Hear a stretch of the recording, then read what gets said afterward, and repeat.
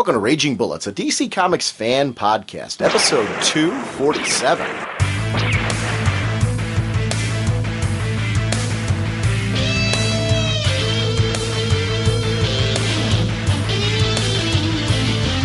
Welcome to Raging Bullets. I'm Sean Whalen, drnorge on the comic forums, and I'm joined as always by my co-host Jim. Raging Bullets is almost 5 years old. Over 700 hours of stories told. The Sensei Strong stylings cannot be controlled.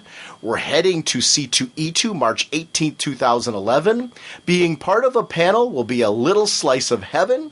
So join us right now as we give to you episode 247. So says the Sensei of the Whatnot, Segulin, and the Duke of You Know. How's it going, eh? Jim, actually, we're going to be heading to C2E2 next week, and it's March 18th, 19th, and 20th. And we're going to have representation there all weekend long. On Friday at C2E2, if you're going to be there, at 6:30, there is a podcasting panel, which we're going to be a part of. So that's going to be a great thing. So come and see us at the C2E2 podcasting panel. I think it's very cool. But it's 5 years of Raging Bullets we're going to be celebrating all weekend.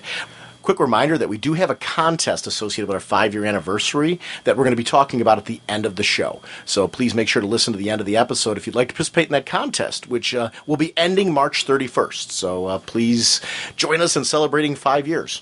Jim, on this episode, we're joined in an impromptu fashion by Myron Rumsey, where we talk about Green Lantern and some of the things that are going on in Flashpoint. There's been, once again, a Friday Flashpoint teaser on the source, and there was a lot of covers for the miniseries that we discuss. We also discuss in depth Wonder Woman number 608, but not just Wonder Woman 608, it's the new costume versus the old costume, where we think this is going, what we think is actually going on, and what that means to us. Because this is one of those series that we don't really know where this is heading and what it means for Wonder Woman. The Odyssey storyline. We talk about the Legion's Supervillains special number 1, Birds of Prey number 10, Batman Inc. number 3. We also talk about Titans. We talk about Generation Lost. Outsiders. Outsiders as well, with that Reign of Doomsday storyline. So lots of stuff going on this episode. We are proud members of the Comics Podcast Network and the League of Comic Book Podcasts. Sponsoring us this episode is DCBService.com and InStockTrades.com. Over at DCBService.com, we have a casual conversation on this episode with Myron Rumsey, and we start talking about all of the interesting swag that's available for the Green Lantern movie. And DCBService.com has a lot of this available for pre-order. Everything from keychains to snow globes to even, they've got the movie power battery prop replica, which is 238 from DC Direct. But they have ring props that are also 3060. There's just so many things, from standees to plushies to everything you can possibly imagine. So I just wanted to give a shout out. If you go to DCBService.com and when you click on that logo, there's a search section. If you type a search for Green Lantern, you can just see all the cool Green Lantern swag for the movie. And you can pre-order now. So if you're interested in getting any of these things and locking them in at a set price before you have to find them later, like on eBay or something like that, check out DCBService.com, because it's not just comic books. It's all of the tie-in material and things like that you might be looking for, that you want to catch now. Over at InStockTrades.com, seeing as we were doing kind of a Green Lantern ad, I thought it'd be kind of cool to take a look at this. It's called Green Lantern and Brightest Day. It's a trade paperback. Writer Jeff Johns selects and provides commentary on his favorite tales of the Emerald Guardian. Originally printed in Green Lantern number 7, 40, 59, 62, 173, 177, 82, 183, and 188, and the Green Lantern second series number 51, Green Lantern Corps Quarterly number 6, and Green Lantern Corps Annual number 2. So it's kind of a cool collection of stories from various different Green Lantern runs, with his commentary on why these are his favorite stories. It's regularly $19.99, 38% off, only $12.39, and these are stories by John Broome, Alan Moore, Ron Mars, and others, artists like Gil Kane, Dave Gibbons, and others. Cover artist on this one was Jim Lee and Scott Williams, so it's a very cool collection. And if you're like a newer Green Lantern fan where you haven't read some of the older series, this is a great way to kind of get exposed to some of the previous stories of these characters. Anyway, that's InStockTrades.com for your trades needs and DCBService.com for your pre-order needs. And thanks for supporting the show. James, what kind of a podcast are we? Well, we are a spoiler podcast. We go in depth into plotline, story twists, and whatnot of the comics we're reviewing on the show. So if we're going over something you haven't read, you may want to come back later so you can better enjoy the show. Well, you had a little extra king to that one this time. Enjoy. The scary thing is, as I was saying that, I kind of spun my head around a little bit to really accentuate the kind of like Exorcist kind of spinning around, or was it just no, normal head spinning up and down, kind of shaking my head. Okay, because I secretly think you're possessed, so I wouldn't have been surprised if you'd said, "Yeah, my head went all the way around and back again." It's like like a Mego figure. The way you've been rhyming, I'm half expecting you to say "gone, gone, form of man." Oh, yeah. I don't know if we're going that far, but so, between the two of us, I think you got a little bit more demonic possession. Oh, well, you know what? It wouldn't be the first time I was accused of that. So without further ado, let's go talk some comics. Holy caffeine!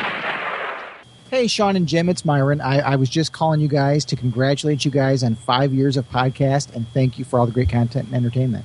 Cool. We were just actually getting ready to get recording, and then I saw that you were called in, and I'm like, well, let me just pull Myron in, and we'll chat with you direct.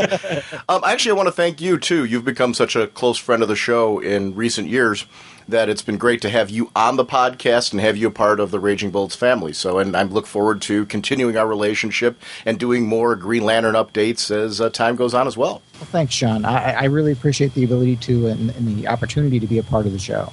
Off to C2E2? Yeah, we're super excited for that. It's going to be next weekend, March 18th, 19th, and 20th. So actually our next episodes after this are all going to be directly from C2E2. It sounds like it's going to be a great show. Reed's conventions have gotten better year after year. Like, this is their second one in Chicago, but the New York one obviously has been an ongoing one. And one of the things I can say that's been consistent about New York has been that every year they up the bar. The convention gets bigger, they add more events, there's more panels, there's more of everything.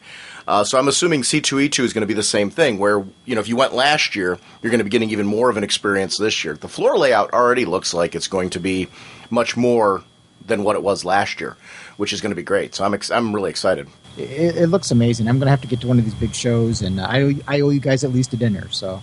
It'd be awesome. It'd be fun to hang out with you. It's that's actually one of the things I do like about cons is a lot of times the only chance we have to all chat is via podcasting or emails or forums and stuff like that. So for me, the great part of a convention is that we get to put a lot of faces to people's voices or text for that matter. So that's kind of the fun thing. Now, wait, while you're here, let me might as well just ask you a question, speaking as our Green Lantern expert. What do you think about all this Corona stuff that's going on? What do you think about the things that are going on in Brightest Day with the White Lantern? Do you think there's a connection between what's going on in the Green Lantern books and Brightest Day, or do you think they're independent events? I think they're independent. I think that Brightest Day obviously plays off the whole White Lantern mythology. And what was really interesting to me was kind of this whole hidden chapter of Krona and how the Guardians, before they started wearing the Green Lantern symbol, were wearing the White Lantern symbol, and all these activities that Krona had. The history of Krona, all we really knew about him was that he was fascinated with the dawn of life in the universe, and that it was his science experiments that basically created the multiverse and launched evil in the universe, and that we've always been led to believe that was the keystone event that turned the Guardians around and wanted them to start the Green Lantern Corps, and we always were led to believe that the Manhunters existed after that. So it's really interesting how Johns is kind of taking what we thought we knew and kind of twisting it a little bit and adding things to it that we didn't know were there that make a lot of sense and are still intriguing for those of us who are so well versed in the history. We're kind of like in one side we're kind of like scratching our head saying, well, how does this work? And on the other side, we're like excited because it's really new and interesting. And again, while doing all that, he's not throwing the past out the window. It's adding to the mythology or further explaining. Yeah, and that's what I really respect about John's storytelling. He doesn't disregard anything. It all still fits. It just kind of fits a different way than you thought it did. He's adding layers versus taking away. He's adding things that you didn't know were there that make it even more exciting. It's kind of like finding the lost book of the Bible or something to relate it to religion or something. To think about how this is different. How does it change our perception of how the Green Lantern Corps started and how all this began?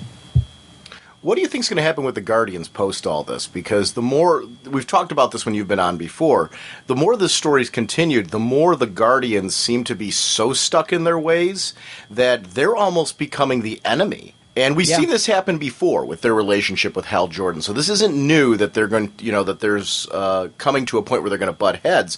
But I thought the funny part was in recent issues of Green Lantern, we've seen that Hal Jordan is almost questioning whether or not he should be more in line with them, if they were right all along, and yet now they're hunting him down. So it's funny, they finally got him sort of quote-unquote on board, and yet they're going to come after him. What is that ultimately going to mean for both of them? How is Hal going to react to that, and how are the Guardians going to ultimately be dealt with because of that? What do you think? What do you think is going to happen out of this? Well, the irony is this interesting because Hal's always been the one that kind of made the Guardians bristle with his activities, and now he's kind of going in line with them. I kind of wonder if, judging by some of Ganthet's comments that Krona was trying to destroy the core from within, if the Guardians aren't in some way being manipulated in that I think the Guardians are not good at controlling their emotions. I think they're good at suppressing their emotions. And I kind of wonder if Krona and the entities are in some way, I don't want to say controlling the Guardians, but they are susceptible to the strength of the emotions from all the entities, and if that in some way doesn't change how they approach things, because it does seem somewhat out of character. What I really kind of think is interesting is to look at a couple different things in terms of the Green Lanterns. We know that something happens to one of the 4 Earth Green Lanterns. We don't know which one, and we know that something happens to Hal to make him more powerful. And when you look at that teaser image they had for Brightest Day, Hal was wearing a White Lantern uniform. He was on that pedestal. Does something happen that Hal kind of becomes, because we've seen him manipulate all the different colors, does something happen to Hal and he becomes the White Lantern, at least through part of this event, and we lose one of the Earth Lanterns? Is it partly, everybody wants to think death, but I'm more apt to think that it's a case of he goes to another core. And we don't know at what point what point of the event the comments take place. So is this the after effect, or is this at some point during the War of the Green Lanterns? I think when all is said and done, the status quo we know now is going to change. How it's going to change, I don't know. I kind of don't want to see the Green Lantern Corps around without the Guardians, but certainly something's going to have to change. There's no way that Johns can build this story up and not have some long-lasting repercussions to the entire mythos. One of the things I've been thinking a lot about this Hal Jordan situation, where we see his friends and his love in Carol commenting on the fact that he's been wearing the ring too long, meaning that he hasn't taken a break. And I wonder if ultimately we're going to find, and I've talked about this before, but I'm even more convinced now, that at the end of this, a lot of his perspective that we're seeing is because he's been wearing it too long. Almost like he's becoming as obsessed as the Guardians are, and he's losing his perspective, his human side. And he needs to reconnect with that. But we're going to see some Earth-based adventures. We're going to see more of him embracing his secret identity, quote-unquote secret identity, more than he has been. And that it's been all along, this whole thing where we haven't seen him with Cowgirl. We've been asking, when are we going to see him back, as Highball? I wonder if that is finally what's going to come to a head with him. Whether he's wearing a Green Lantern ring or, like you're saying, a White Lantern ring, if this is going to lead him to be on Earth for a little bit and kind of re-embrace that. I don't know. Yeah, I kind of hope so. I think, it's been months and months since he's been Hal Jordan the Man and not Hal Jordan the Green Lantern. And I kind of wonder if Johns is, through Sinestro Corps War and through Blackest Night, through the War of the Green Lanterns, showing us the limitations of Hal's willpower. Are we deconstructing Hal to learn more about him through these events? And are we going to reach that tipping point at which he can't handle it anymore because his willpower has been so sorely tested? What are his limits? And are we going to find out what his limits are? Yeah, and I do think, though, it's an interesting study, because I think it's true of any job that you do it too much and you don't take a break, you lose objectivity, you lose perspective.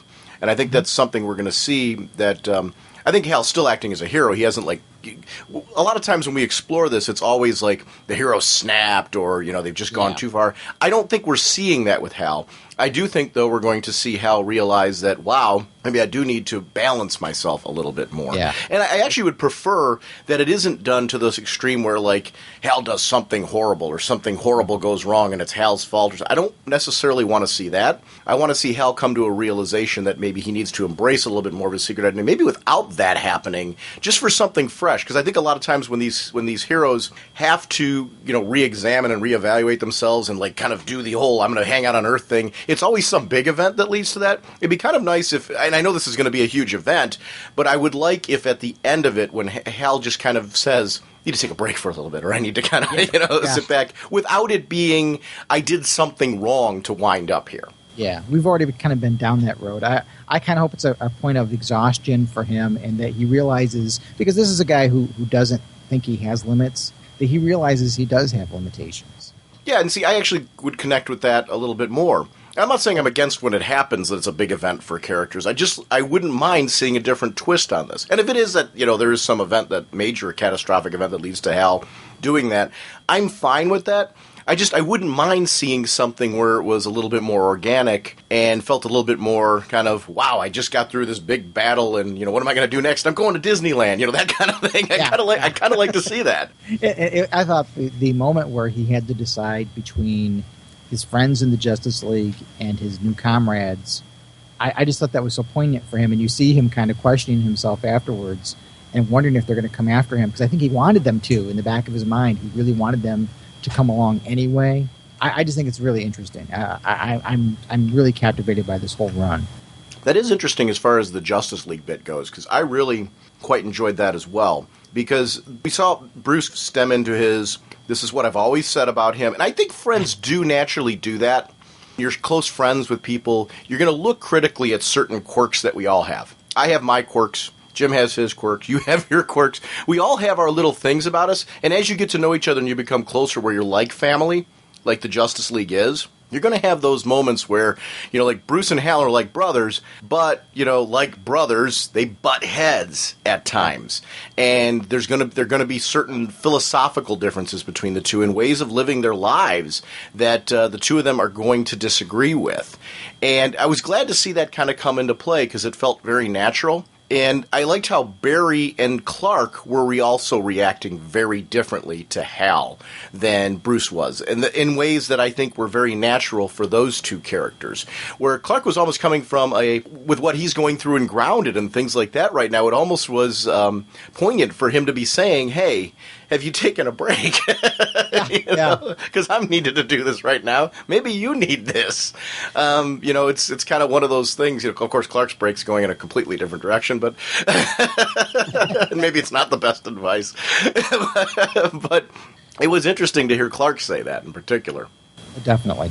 And yeah, you're right. The friendships and the way that they interact with each other was very natural. Nothing seemed forced. Here's the thing: when you say they're like brothers, to be honest, I look at the relationship a little bit different.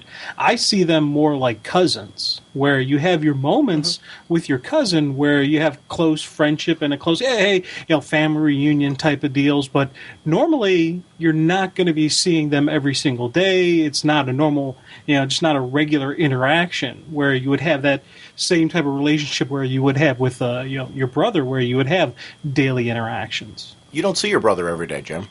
Well, now I don't. What I'm saying, though, is these are guys who were on a team with each other where they did see each other very often. They aren't on that same team anymore. So their reactions are... And let me say this. Your cousin analogy, I actually agree with, too. I think that what I'm trying to say is there is a familial relationship feel there. So I actually don't disagree with you that there's a cousin relationship there too. I don't really care if we say brothers or cousins, so I don't want to say that. But what I'm saying is I think at some point in time they had this close relationship. When I was younger, for example, I saw my cousins a lot more. We interacted a lot more, and that's how they know me. That's how they know my quirks. That's how they know my strengths. And that's how we butt heads at times because of that. So cousins can actually be, going off of your analogy, can be a good analogy too on it. The thing is, you've got these characters who knew each other intimately when they were on a team together, and they interacted together more, and circumstances lately for all of them have kept them apart. They aren't the Justice League right now. These characters are all off doing their own things. Bruce has got major events he's going through. Barry's got major events he's going through now, and obviously he's going to be going through something otherworldly very soon. We got Superman off doing his thing in Grounded. These are characters who know each other intimately. They've been through the ringer together, been through huge events. They've been friends. They've been adversaries. And they've died in many cases. Actually, all of them have died and come back. So these are characters who know each other and know each other's experiences on a very intimate level because they've all gone through very similar things. So whatever familial relationship you give them, I think it works. But I think what's interesting there is they know each other better than anybody else because I think these four people have had the opportunity to drop the masks, whatever their mask, quote unquote, may be, and have had a chance to really be themselves around each other in a way that they probably are with very few people in the circumstances they've been through together. And I think this is one of those things when they look at Hal, they're like, hey, brother, what are you doing right now? Or hey, cousin, or hey, whatever, what's going on right now? Because I think there are people who have cousins that I think their cousins are just as close, sometimes even closer than brothers or sisters. So I do think the analogy works. I don't think it matters what relationship is there, but I do think there is a deeply close relationship between these guys that sometimes goes beyond sometimes family relationships. I've got friends of mine that are just as close to me, you're one of them, as family.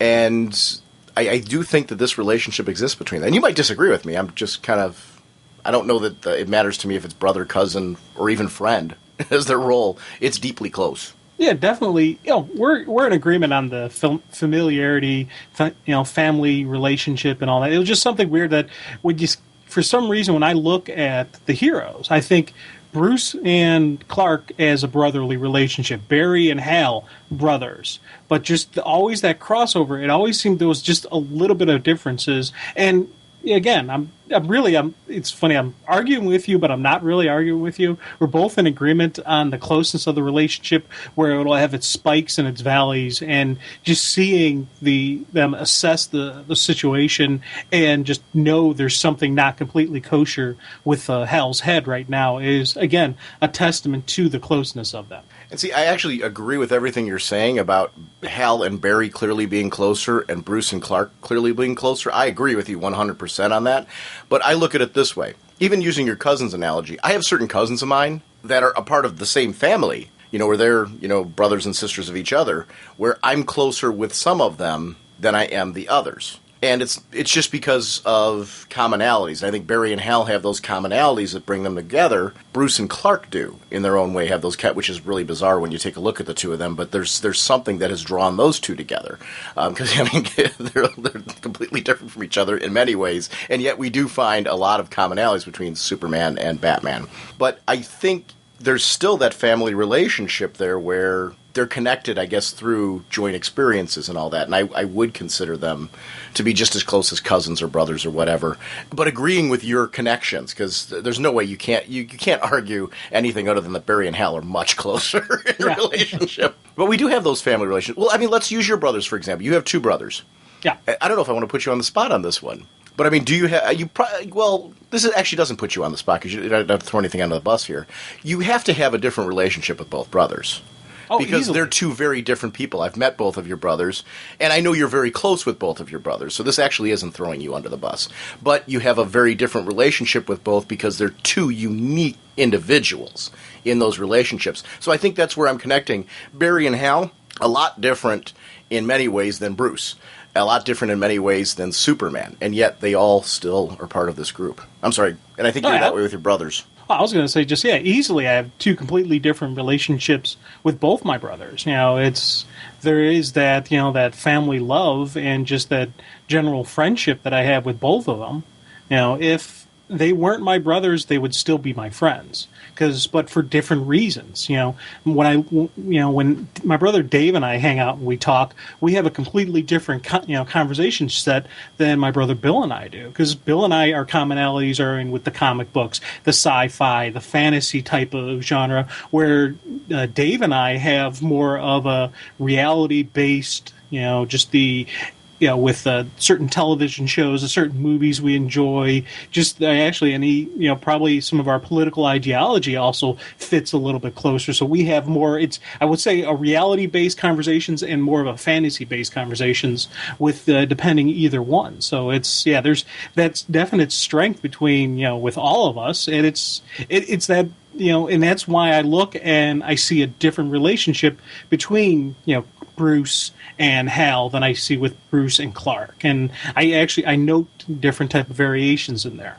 Myron, it's kind of like when I look at the relationship between Tim, Damian, and Dick. All three of them, I see them as brothers with each other. I don't see, when I look at that type of relationship, I see solid brother dynamics between the three of them, with the older, the younger, the middle child, and each one having their own little personality quirks, each one having a commonality between the three of them, but there is their own different distinctions and their own variations where they go. And then you throw in, Jason Todd, even if you want to kind of throw in just the, I don't want to say odd man out, stepchild, and or the ostracized member of the family, the black sheep of the family, however you want to look at him. But he has a similar kind of relationship with the two older. Then he definitely has a different one with Damien, who he hasn't had as much interaction with. So you see that's like for me is a strong brotherly connection. See, I guess this is where we have different experiences.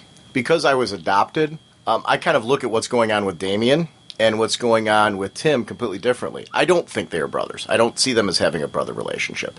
They haven't known each other long enough to have that kind of relationship, whereas Bruce and Clark and Hal and Barry have. I do think, I look at nature versus, nurture, in the sense that we were born from Bruce. Just because Damien was born from Bruce does not make him automatically a brother to Tim Drake. I think Tim Drake is very much a son to Bruce because they've had this rich history together.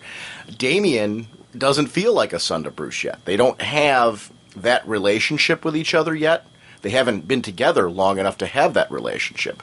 Now, on the other hand, Damien and Dick Grayson, I do feel have a brother relationship because the two of them have been through battle together.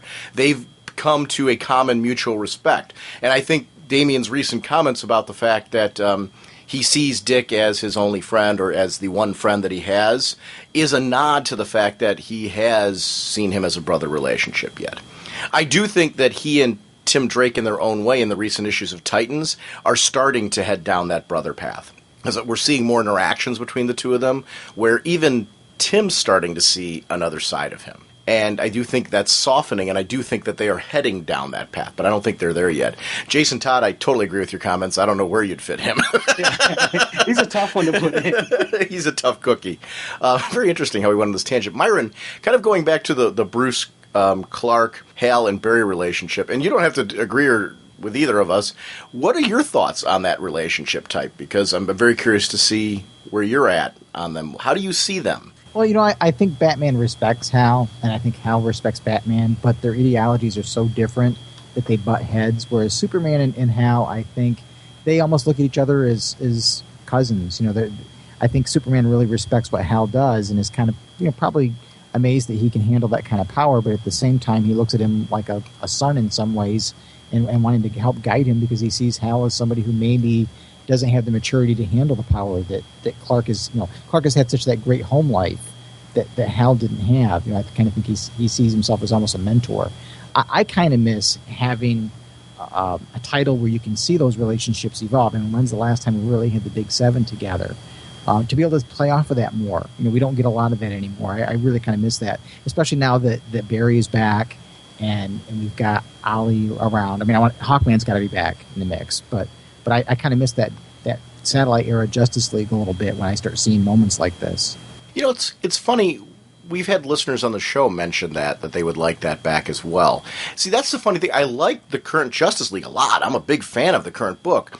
I do think that there's room for another Justice League book featuring the Big Seven. I think you could do both. I don't think there's any reason why you can't. Like, when you were saying that, I was going through and thinking to myself, boy, that would be a great idea. I'd love to see them together again.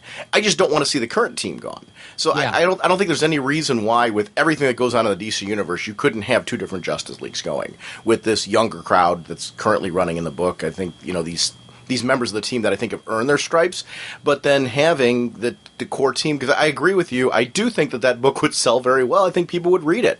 So I think you could have both, and I hope that is something with these events where things seem to be heading with all these characters. There almost seems like there could be a point later on this year where maybe it would be possible to do that again with these characters. And maybe it's not a monthly book. Maybe it's where they've got a story to tell with these characters. They do an event with a miniseries once a year or something. I'd be fine with that, too. There's all kinds of different options on things they could do with those characters. But I think they would work well together to have them them back in the same band again. And I think Justice League is definitely a team that would warrant having another book. Or even doing, like going off of your miniseries concept, what, if they did, kind of like we did with Justice League Classified, except making it in current continuity, where they are miniseries arcs that take place in current continuity, that puts together members of the Justice League that previously worked together on missions. They're a Justice League reservist team or something like that, and they're all called together based on locations or things like that. I don't know. There's all kinds of, that would... And I guess what I'm thinking of is the team that's currently on Generation Lost, for example. That would give them an opportunity to band together and be together again in missions post this one. And then you could pull other various combinations of the Justice League members together. I don't know. I think there's a lot of options on what you can do with the concept of the Justice League to bring some of these characters together again regularly. Whatever option they would choose, I would certainly welcome it. I think that there's a lot of superheroes in the DC universe, and team books are certainly a great way to spotlight those characters, putting them together, and these relationships we're talking about. It is funny. I will say this. The more you talked about it, I'm kind of agreeing more with you and Jim and the cousin relationship between them, because as you guys are talking through this, I'm starting to think about you specifically referenced Clark's family background and how that's such an important part of him. And then if you start looking at Bruce's and then Hal's and Barry's, they have these different family backgrounds that bring them together. So this would actually, which would be something cousins would have in their relationships. They would have different parents that would be a part of that relationship. So maybe cousins is a better role for them, or friends who are like brothers, I guess, would be those type of relationships. But I think it does add more to the cousins role, your guys' comments about their backgrounds and how that is so different and such a factor in how they see each other because they have those different backgrounds. It's interesting. All right, guys. Anything else you guys, either of you, want to address about Green Lantern universe, or anything that's currently going on in DC? Myron, is there anything for you in particular? Well, I know I'm really looking forward to the 2 Flashpoint Green Lantern series, to see Abin Sur back with the ring, and to see how Hal not getting the ring changes his life, or how does it alter how he deals with the world. Especially because this series looks like it's going to take all of our main heroes out of the game. Did you see the cover image of the Abin Sur book? That book looks gorgeous. Yeah, very, very movie style Abin Sur. Actually, Jim and I are probably going to talk in a little bit about that. On the Source they released this week, on Friday. It seems to be Flashpoint Friday, seems to be this ongoing series of events they're doing. If you aren't reading DC Universe, the Source, for all of our listeners, you really should take a look at that webpage because, Jim, have you looked at it this week? No, I haven't yet. Pull up your browser and take a look at it real quick. As long as Myron mentioned it, we might as well just take a look at it right now. On the Source blog, they once again released cover images of upcoming miniseries. And the point you were mentioning about that Abin Sur series, it was great to see. But also, is that Bruce? Are you guys taking that to be Bruce under the cowl? I don't know. I still think it's his father. And I'm questioning that as well. But we see, for example, we're seeing there's a Flashpoint Reverse Flash series, or one shot, coming out. There's Grodd of War coming out with that cool cover by, where I guess because of the changing nature of the heroes, this has enabled Grodd to take over Africa. He's more in charge at this point. If you think there's no Flash, then that would take Grodd, really, that was Grodd's main adversary, and person who brought him down was the Flash. So if Barry Allen's not the Flash, Grodd rises. Absolutely. And I like the Booster Gold cover, because it's Booster Gold number 45, written by Dan Jurgens, who's obviously coming back to the book. And we see on there Captain Marvel, which, is it Billy Batson, is it not? We see Cyborg. Abin Sur is there. Is that looks like the Sand from JSA, or is it the Sandman? I don't know. We're going to see who that is. Captain Cold is playing a prominent role and looks like he's going to be a hero in this, which I find very interesting to see what that character is. Green Arrow Industries. Now, here's my question with Green Arrow Industries. Is that Ollie? He makes money from war. Is that Ollie? See, that kind of looks to me like Deathstroke. I'm thinking that too. The Canterbury Cricket, number 1. Who in the world is that? I have no idea who that's going to be. It's written by Mark Carlin, art by Rags Morales. That has me I'll go on the Rags Morales art on that one. I have no idea who that is. I looked at it and thought, boy, is this another version of Ambush Bug? His power is his curse, though, so it'll be interesting to see what that character is all about. The Secret Seven, number 1, looks pretty interesting. That's written by Peter Milligan with art by George Perez and Scott Koblish. I have no idea, other than that's the Enchantress that's there in the background, but I don't know. And is that, with the coat on there, is that shade? That could be. The first time I looked at the face on that, it reminded me a little bit of Pariah, but obviously, yeah. But yeah, maybe it is shade. Because Peter Milligan writing it kind of makes sense, so that kind of definitely makes sense. I don't know. I'm curious to see who that is. What about this Flashpoint, the Outsider #1? Is that Metamorpho? Definitely could be. Because he took down all the heroes there. I'm guessing without the relationship of the other heroes, is that Metamorpho, or is it Stag, or is it, I don't know. He won't join the war, it could dirty his new suit, so I don't know. And then the Abin Sur cover, I just want to talk about that one again, Abin Sur, the Green Lantern. The cover's by Felipe Massafera, and I apologize if I'm butchering the name, but it's written by Adam Schlagman with art by the same artist on the interior. That is a gorgeous cover. Yeah, definitely. This is just the quick flash and look at. I want to see this one because I want to see if this art it continues inside the book, and just that was something that I'm like looking at this going, wow, this is really cool. The others, there's some good stuff here, and I'm not knocking any of it. Really looking forward to some stories, but that one, just quick gut reaction on artwork. I really want to see this one. Taking a look at that Lois Lane and the Resistance one, I'm in particular interested in this one because we're going to be seeing a Lois Lane who didn't have a relationship with Superman. If I'm reading this into this correctly, Clark's out of the game, which means she never met him. So this is Lois Lane without having that relationship. We're seeing her on her own as a reporter, what she does best. So, and she's trying to expose the Amazon secret. What secret is it? I don't know. Is that a good thing or a bad thing that she's going to do it? I'm very curious to see what Lois Lane is like in this world. Is she still the tried and true conviction person, which I'm guessing she would be.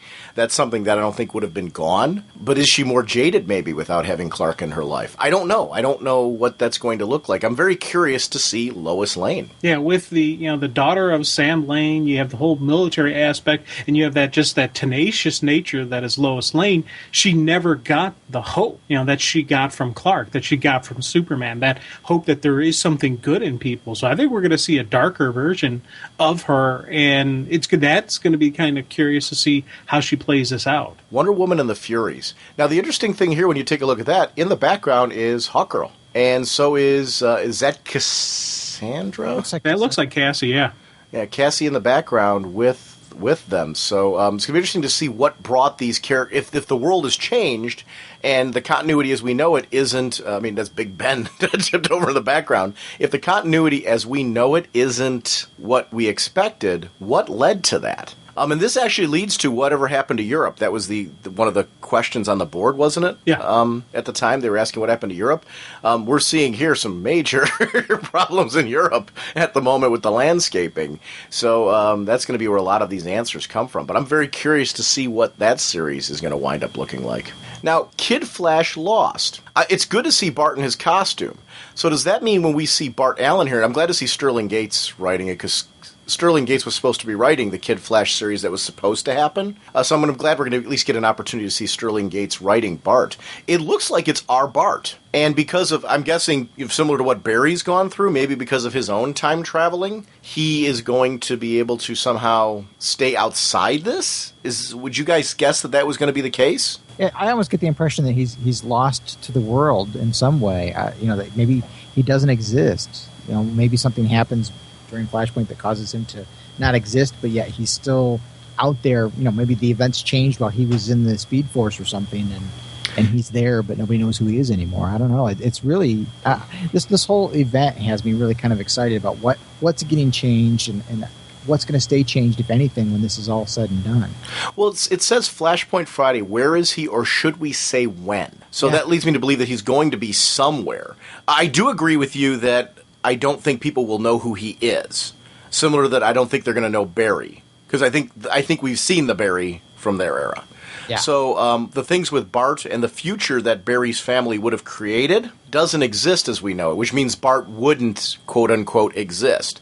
I guess I'm wondering if it's just going to be Bart and Barry that wind up outside of all this, or if we're going to see Wally winding up outside this as well, and perhaps maybe Jay Garrick. If it is going to be not just Barry. And we might see a few other of the Flash characters that somehow will come into this and be a part of maybe eventually them teaming up and finding a solution to this problem. Maybe it's not just going to be Booster. I don't know. I'm just kind of curious to see, or if it'll just wind up being Barry and Bart because maybe their storylines cause them to fall outside of this. I don't know. I'm very curious on the whole thing. I like that I don't know right now. The teasers are enough that because sometimes teasers I feel tell you too much. And I don't necessarily want to know all of it right now. I want to have enough where I'm like, okay, I'm curious about what's going to happen to Bart on this. And then we can have the speculation and in the end find out that it may be totally what Myron just said, where, Bart's totally out of it altogether. And we're trying to see what happens with him there. Or should we say when, does lead me to believe that he's somehow time traveling or, stuck in a different timeline because of it. I'm deeply interested. Yeah, I think he's time surfing. He's riding the time waves and doing that type of deal because of his speed. Because, as we said, the connection to the Speed Force. Maybe he sees the ripple coming because of the close connection to it, and he's able to either jump in it or stay ahead of it, kind of, traveling just as the wave gets to him. He moves on to the next time, trying to figure out how to solve the problem. Now, taking a look at this Frankenstein and the Creatures of the Unknown one, Jeff Lemire, and I apologize, I know I'm butchering his last name every time I'm using it, with Doug Monkey covers. I don't know this Ibrahim Robertson on the art, but I'm interested in this one just because of the whole Creatures Commando thing. It's one of those quirky series where I'm curious about it because they're odd characters that I don't know a lot about the Creature Commandos. I do know Frankenstein from Seven Soldiers and his recent appearances. So that's one of those that I'm curious about just because of how quirky it is. But I'm wondering how it all plays into the plot lines. Does it play in, like with the Nazis being in the particular sequence of events that we're seeing here? Are they a part of the whole thing that happens in Europe too? Or is it them versus the Amazons? I don't know. Yeah, actually, that's a cool concept. You think, because Wonder Woman, of course, had that first introduction to mankind through, the World War II, and what if something deviated from that? Maybe she wasn't around, or maybe the Nazis won, the World War because of something that happened through this. So we have Nazis running all of Europe, and that's where this whole problem starts with what happened to Europe. So now we have the Creature Commandos, and it was funny, until seeing the Nazis here, I didn't even think of anything like that kind of story playing out. I was totally thinking present day would be different because of the heroes not being here. We may be seeing stuff from the 40s changing, stuff from the 50s, and various other time periods. Yeah, well, what if it wasn't an American fighter pilot that crashed on Paradise Island? Maybe it was an Italian or a German fighter pilot that crash landed, and so she goes back to take him back and joins that side of the war. Interesting. Yeah, I don't know. That's going to be an interesting part to see what ends up happening and what is she brought in. Well, here's the other thing too: is what the Amazons are, what they doing a good thing? I think because we see Wonder Woman, we naturally assume that. But is something going to spark their involvement that makes it a bad thing? Could they have made a mistake along the way?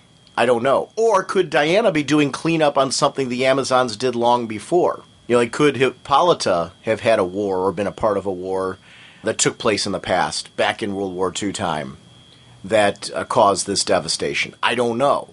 So, that goes back to, because I guess I've been thinking all of these events are going to be ones that are happening during present day, but that doesn't make a whole lot of sense considering we're changing the history of Superman, for example. Because if you look at that Project Superman #1, I'm curious to see what's going on with that spaceship, with those meteors. Are those meteors from Krypton that are attacking, or is that something else that's causing the attack? Look at the Daily Planet's being destroyed, all of Metropolis. You see the green glow in the meteorites, so you almost kind of think they're kryptonite. Yeah. So I don't know. Go ahead, Jim. Well, I was just going to say, what if the meteor, that the ship that brought Superman didn't crash land in an abandoned farm? If it hit a major metropolis like Metropolis, and the amount of damage that would cause, and that could be I was like, It's one of the things with these teasers. They're getting me interested. Well, I was already interested. I was already all in. But this is the kind of stuff where it gets you thinking outside of what I'm looking at. And whether the thoughts going through my head actually play out on paper or not, it still gets you thinking. Going back to the Aquaman thing and the assumption that that's Deathstroke. If you take a look at the tagline for issue number 2, back at the top of the page, it says, meanwhile, around the submerged Paris, the pirate Deathstroke confronts Emperor Aquaman. So I'm guessing this pirate is what we're seeing on the cover of that Green Arrow issue. I'm guessing. And I don't know what that means or how he winds up being that pirate. That's a funny thing. I like these blurbs because I don't feel like I know anything more other than I have some possible connections between characters. You know, is Emperor Aquaman a good guy or a bad guy? I don't know, because I've seen pictures that have made me think one thing and pictures that made me think the other. Who are the heroes in this world? Are there any? Have circumstances changed so much that people that we consider heroes are not quite heroes in this world? I don't know. And I like that I don't really know what this game is that they're going to be playing. Because that Booster Gold cover leaves me with all bets off on every one of the characters standing behind him. I don't know which side they're on. I think they're doing a great job of whetting your appetite without giving away anything. Yeah, because I think you need to give away a certain amount because you want to get people excited. And that's an interesting part. I actually want to commend them for it because I don't really feel like I know more than I'm very curious about each of these characters. Like, they've given me enough taste that I want to know, okay, who's under the cowl for Batman? Is it Bruce? Is it not? I don't care either way because I think if it is Bruce, his MO is going to be very different because of circumstances around him. Although I'm really inclined to agree with you, Myron, that might not be Bruce at all under that cowl. Dad is an interesting possibility. And if so, what leads him to that role? I don't know. It's all going to be an interesting situation. Hey, question for you. Mm-hmm.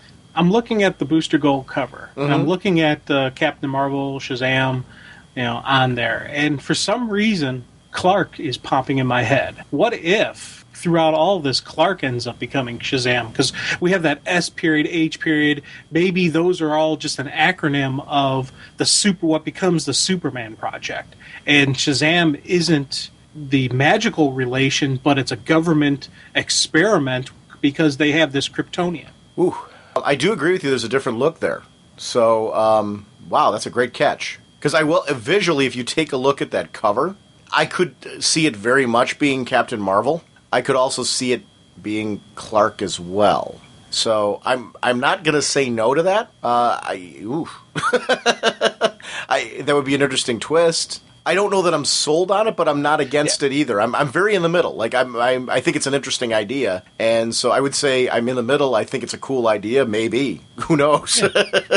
And the main thing is just, this is just a pure gut thing that's popping in my head right as I'm speaking, by the way. But I know how, like, when you deal with a lot of government agencies, they love acronyms. They love spelling out something and having it, instead of, so they can have some massively complex name that they don't really need, and they shrink it down to this. And with as I said, with that S period, H period, where it's spelled out Shazam, to me that looks like it would be a government military operation kind of deal. And I don't know, with Clark and the Project Superman, it's kind of making sense in my head. Let's go under this end, though. Maybe I agree with you that maybe that could be the military acronym.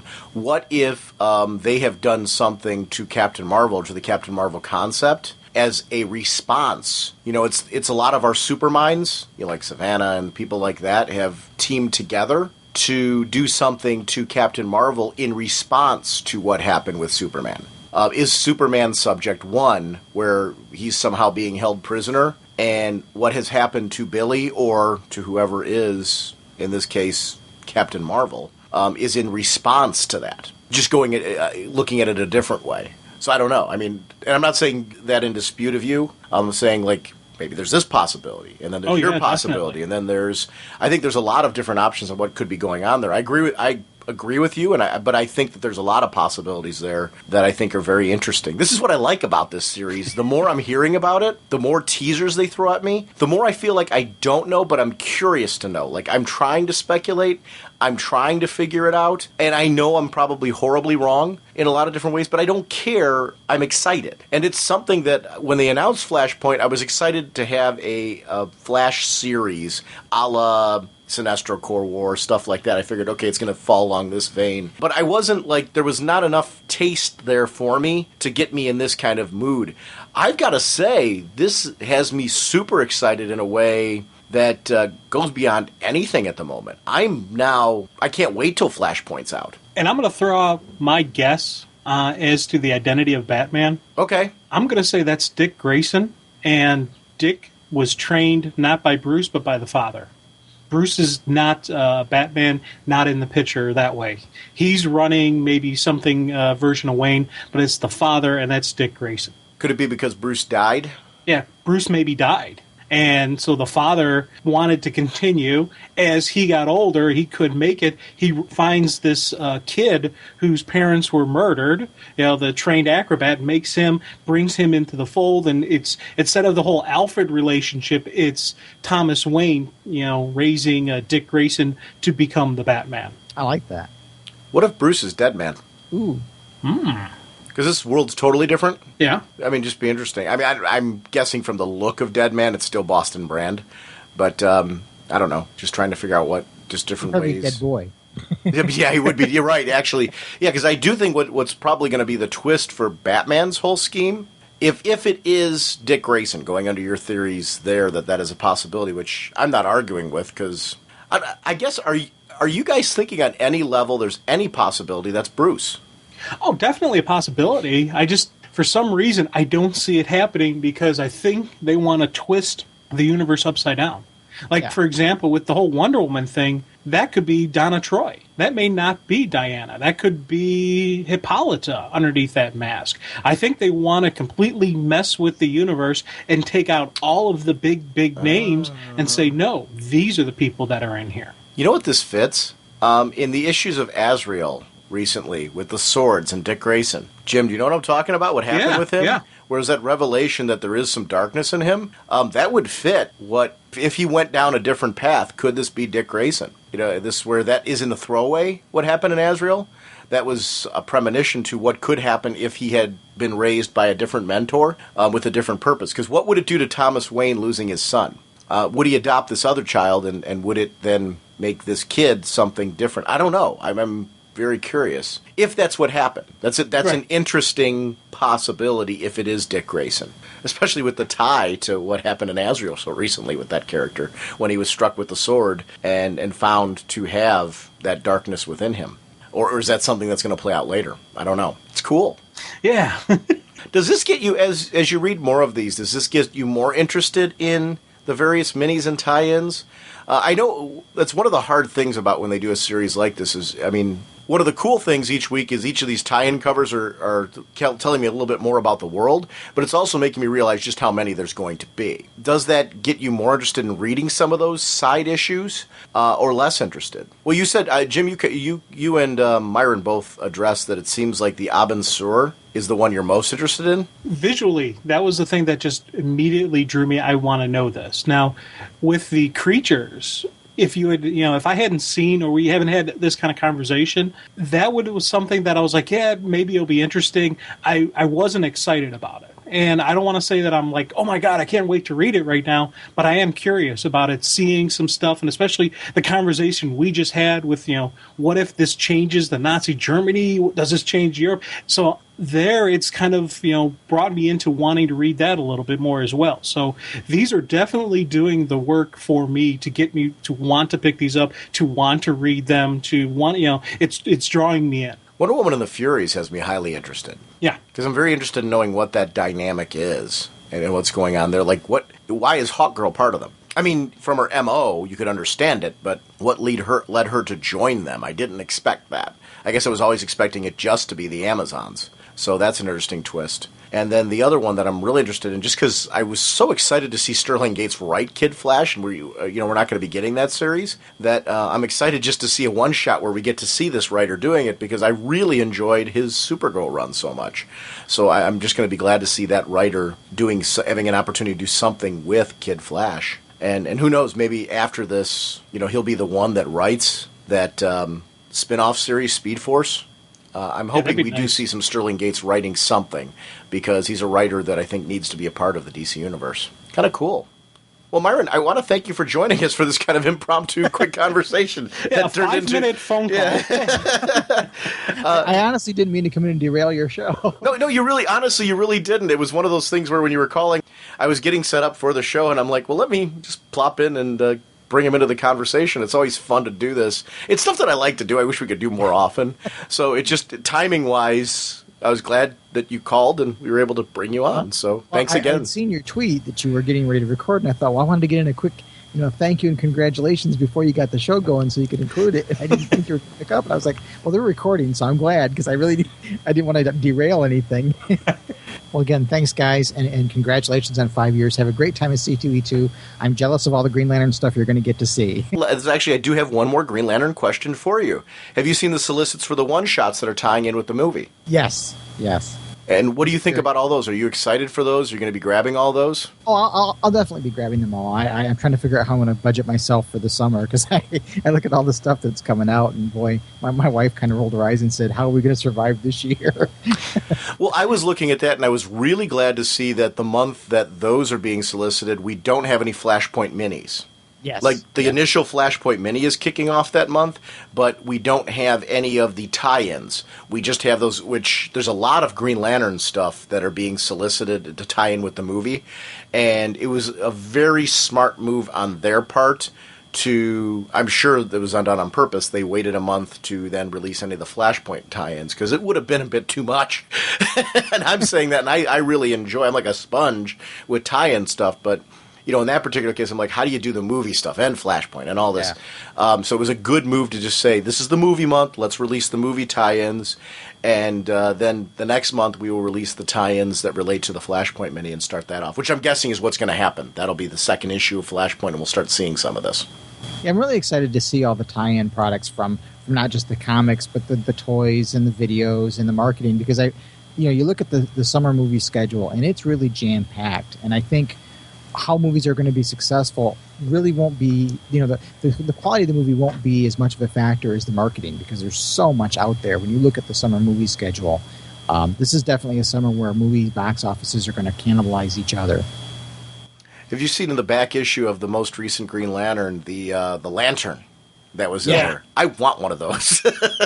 They were holding those from the set. If they don't release that prop and try to release it at a price point that's affordable, I mean, relatively speaking, that's almost like a mistake and a half because I want one of those. It looks cool.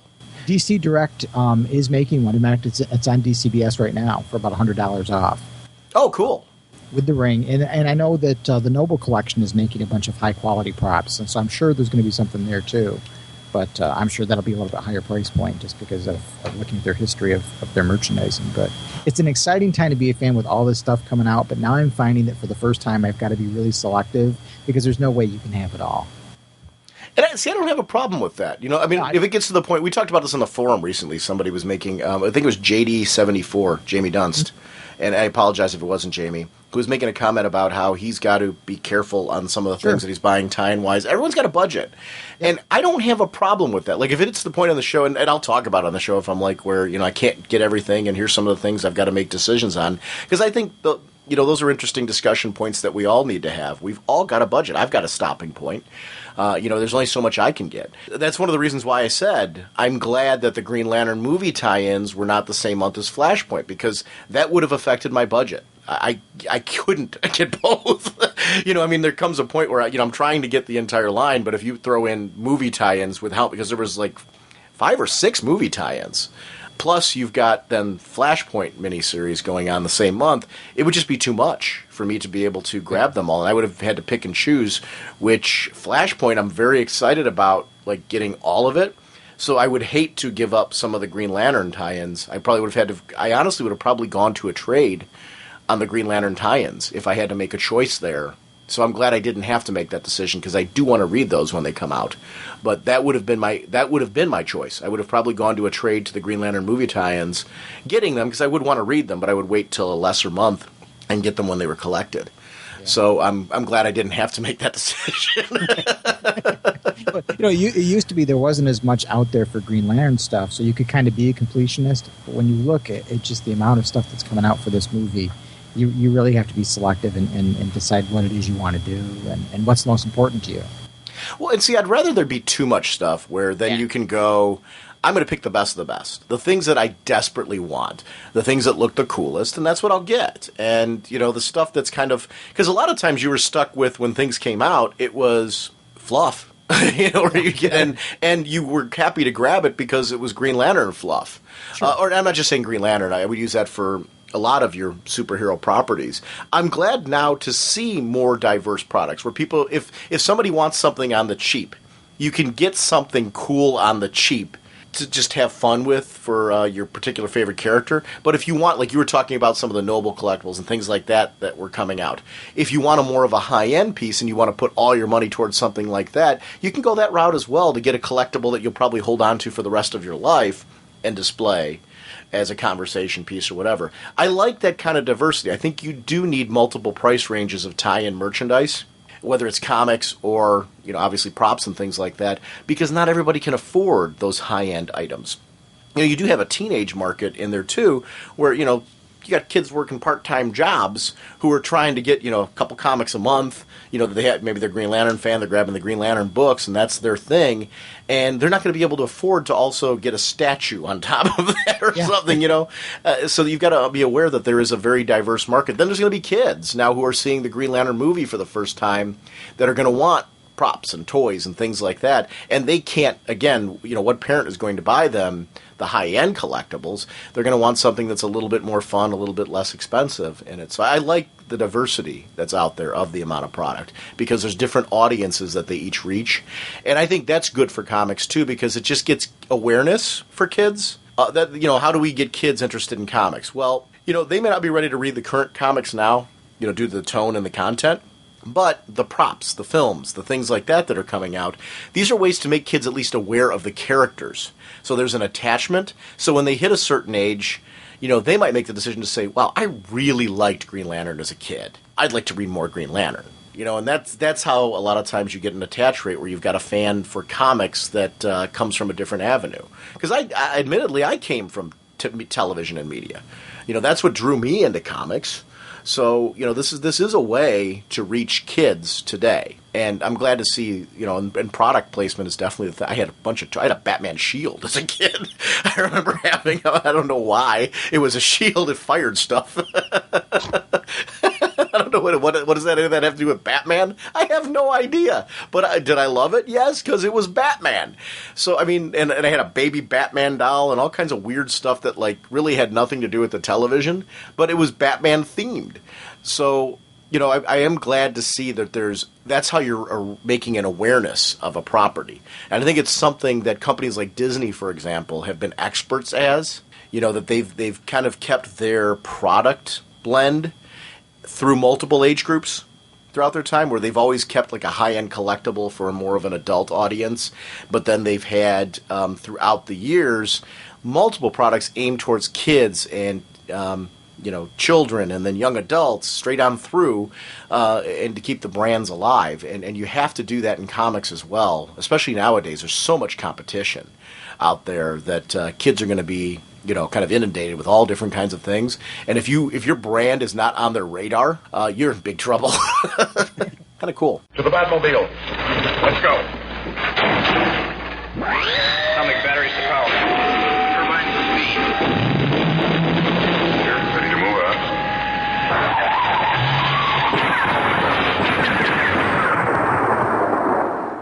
Jim, there are so many, you and I are both just talking about this and laughing. There's so many books that I would like to talk about this episode. One of them that comes to mind is Wonder Woman number 608. This is part of this whole series of this Odyssey storyline with Wonder Woman. And I'm getting the feeling more and more that at the end of this, we are going to wind up with our Diana back. Now, whether or not the world at large is going to know her is going to be a question mark. Because something's been done to the world, which we found out from Grounded, that they don't know that she's Wonder Woman. So I don't know how that's all happening and how it's all going to fold in together, but we at least have gotten our first glimpse that is in fact the case.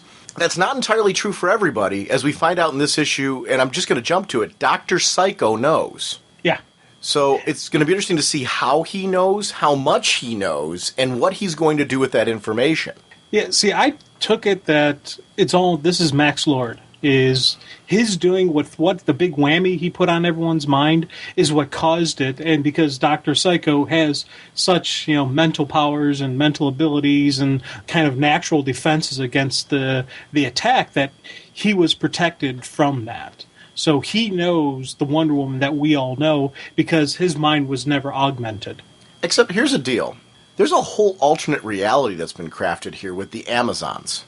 Like, so when he did this, if Max Lord did this, let's go under that theory, because I've been a big advocate of this, that it's Max Lord. And so I will admit I've been, touting in that camp that it's him.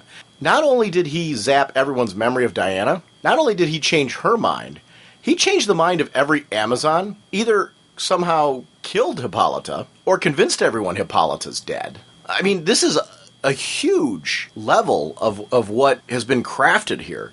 This is a lot deeper than Max Lord never existed. Although he crafted a reality for everyone where he didn't, and convinced everyone that Blue Beetle is in fact killed himself, not that Blue Beetle was murdered. So I don't know. I mean, it is possible, but this is even, to me, this seems larger than what he would have done to cover his own tracks with what's happening here in this story. So I don't know that I'm convinced now that it's Max Lord. Yeah. I think there might be something else at work, and that's the part where I'm getting intrigued. I'm not saying that I'm totally convinced Max Lord's off of it and he's not involved, but now there is a very strong part of me that's wondering if, in fact, because one of our listeners made a comment of this, that Max Lord was searching, and this is true, Max Lord was searching for Diana and couldn't find her. Is it that he couldn't find Diana because, she's been hiding, meaning this Diana's been hiding and he somehow is under his radar? Or is it because Max Lord wanted some revenge on her and can't quite get it because of what is happening to her? See, now I'm not so sure now that I believe Max Lord's involved. Well, what if Max Lord's whammy actually affected the gods themselves? Because if, the whole thing with the Amazons are based and powered from the gods, what if somehow Max affected them as well? So now we have the gods who are a little bit confused, so their whole deal has changed. Except here's the question. Why can't Max find her? I guess he searched for her. This is a pivotal point. In Generation Lost, he did search for her and couldn't find her. And I looked back in the issues, and he did try to find her and couldn't. So I guess that is a pivotal contradiction to what we're saying. If he's that much in control that he could, let's go into your theory that he could alter the minds of gods, he can't find her. It just doesn't. To me, that doesn't seem to make sense. That seems to contradict itself. If he's that powerful that he could do all that, how is she under his radar? It just doesn't. It doesn't seem to fit to me. I'm becoming more and more skeptical on the Max Lord involvement, that there's some other power that's doing it. I do think you made a statement about the gods. I think the gods are heavily involved in this, more than we even realize on what's going on here. But I don't know what has happened to her. It does look like next issue is where we're going to get our answers. Because if you look at the solicits for next issue, on the cover is the original Diana fighting alongside with Wonder Girl and, these are, and Troya and stuff like that, Donna Troy. So it's going to be interesting to see what happens there. I don't know. It's funny. I was very convinced it was Max Lord too. Now I feel all bets are off. And I'm not saying you're wrong. You might still firmly feel that it's Max Lord. I'm not as convinced anymore, which I'm finding interesting. Dr. Psycho, I think, is going to be the key to discovering what's happening, though. Oh, yeah, definitely things are going to be... I'm willing to bet that it's not going to be either one person completely. When the story actually comes out, it's not going to be completely Max Lord. It's not going to be completely gods. It could be a completely third entity that we're not even thinking about right now. Or it could be a combination, and that's kind of one of the things I've been enjoying about the Wonder Woman so far is I don't know what's going on. I like, I'm enjoying a mystery and having the mystery unfold in front of me. Now, I do want this thing to eventually get to somewhere where I understand what's going on, and I want that full story so I know, point A to point B. I want to see the exact route and say, oh, okay, I understand now. I do want that, and I'm hoping next issue, if not next issue, the issue after that, or definitely before Flashpoint happens, I want to see this thing get fixed up correctly, because I don't want to go into another universal altering event not knowing where it was going into the event. You want this resolved by Flashpoint is what you're saying? Yeah, or at least an understanding that I know what's going on, before we get into Flashpoint. Because if Flashpoint's going to change the universe, put it on its ear, I want to know... I want it to be stable before it gets into the chaos. See, I don't think Flashpoint's going to put the universe on its ear. I think Flashpoint is going to be an alternate universe that Barry goes to.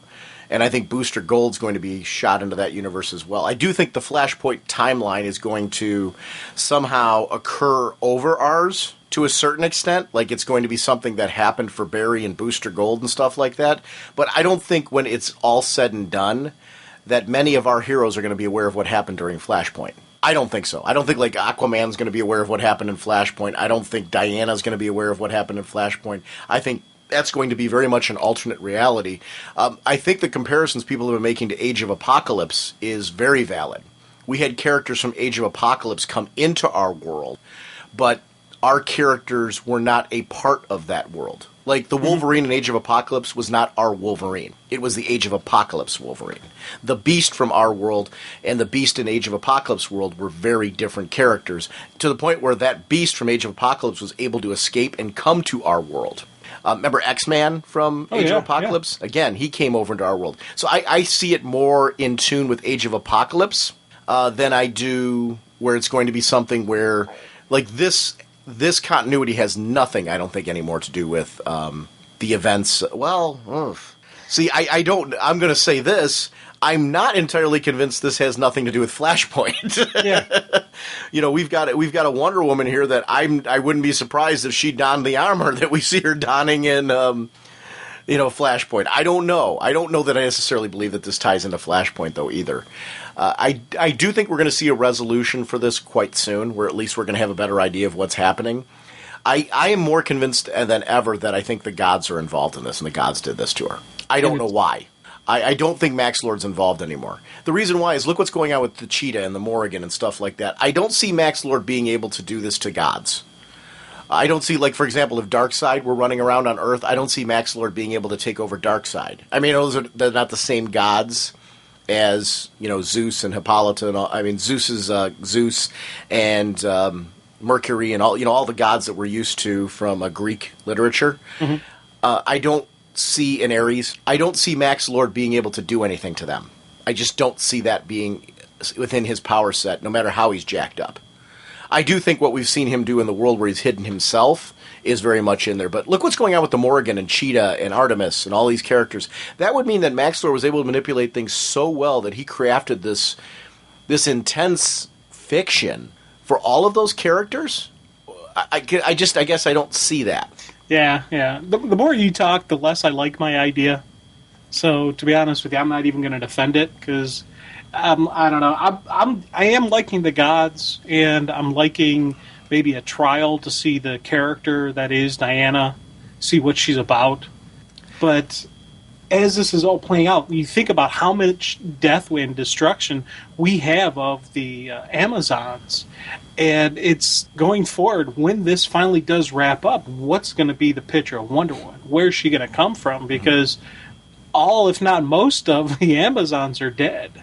And the main players, the people who were the players in their series, are gone. So I want to know where this goes. I got to see the ending to this. Is this actually happening?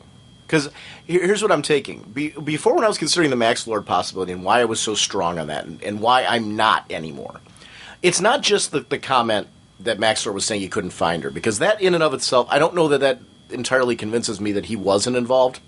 But I don't know that I'm convinced anymore this is just happening in Diana's mind. I think this is really happening. I think she's been altered. I think her mind's been altered, but I also think everything around her's been altered. I think this is really happening. That doesn't mean that it can't be undone by the end of it. So your question is, what does this mean for the Amazons? That's an incredibly good question, because is any of this going to stick when it's done? I don't know. A lot of that's going to depend on what's happening there. So I think you asked, one of the most important questions of this whole thing is, what will this mean for Diana and her world when this is finished? I do think she is going to know what happened. Are the heroes going to know what happened? And what will these effects look like? I don't know.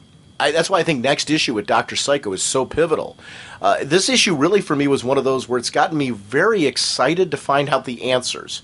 I think it's a build that all of us that have been following this ride have been looking forward to. I've been enjoying the ride. I'm with you.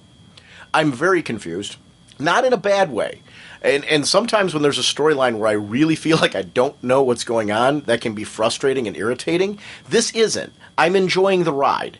I know it's an alternate reality of sorts, but I do feel Grounded showed us that it is happening. This is something that is currently going on. So if this is currently happening, what does that mean? You answer the question. I think to me that is more important right now is as we find out what this means for Diana and what's really going on with her, what will it mean for her future after all this? Where does this story go from here? I think, you talked about the ramifications of Flashpoint.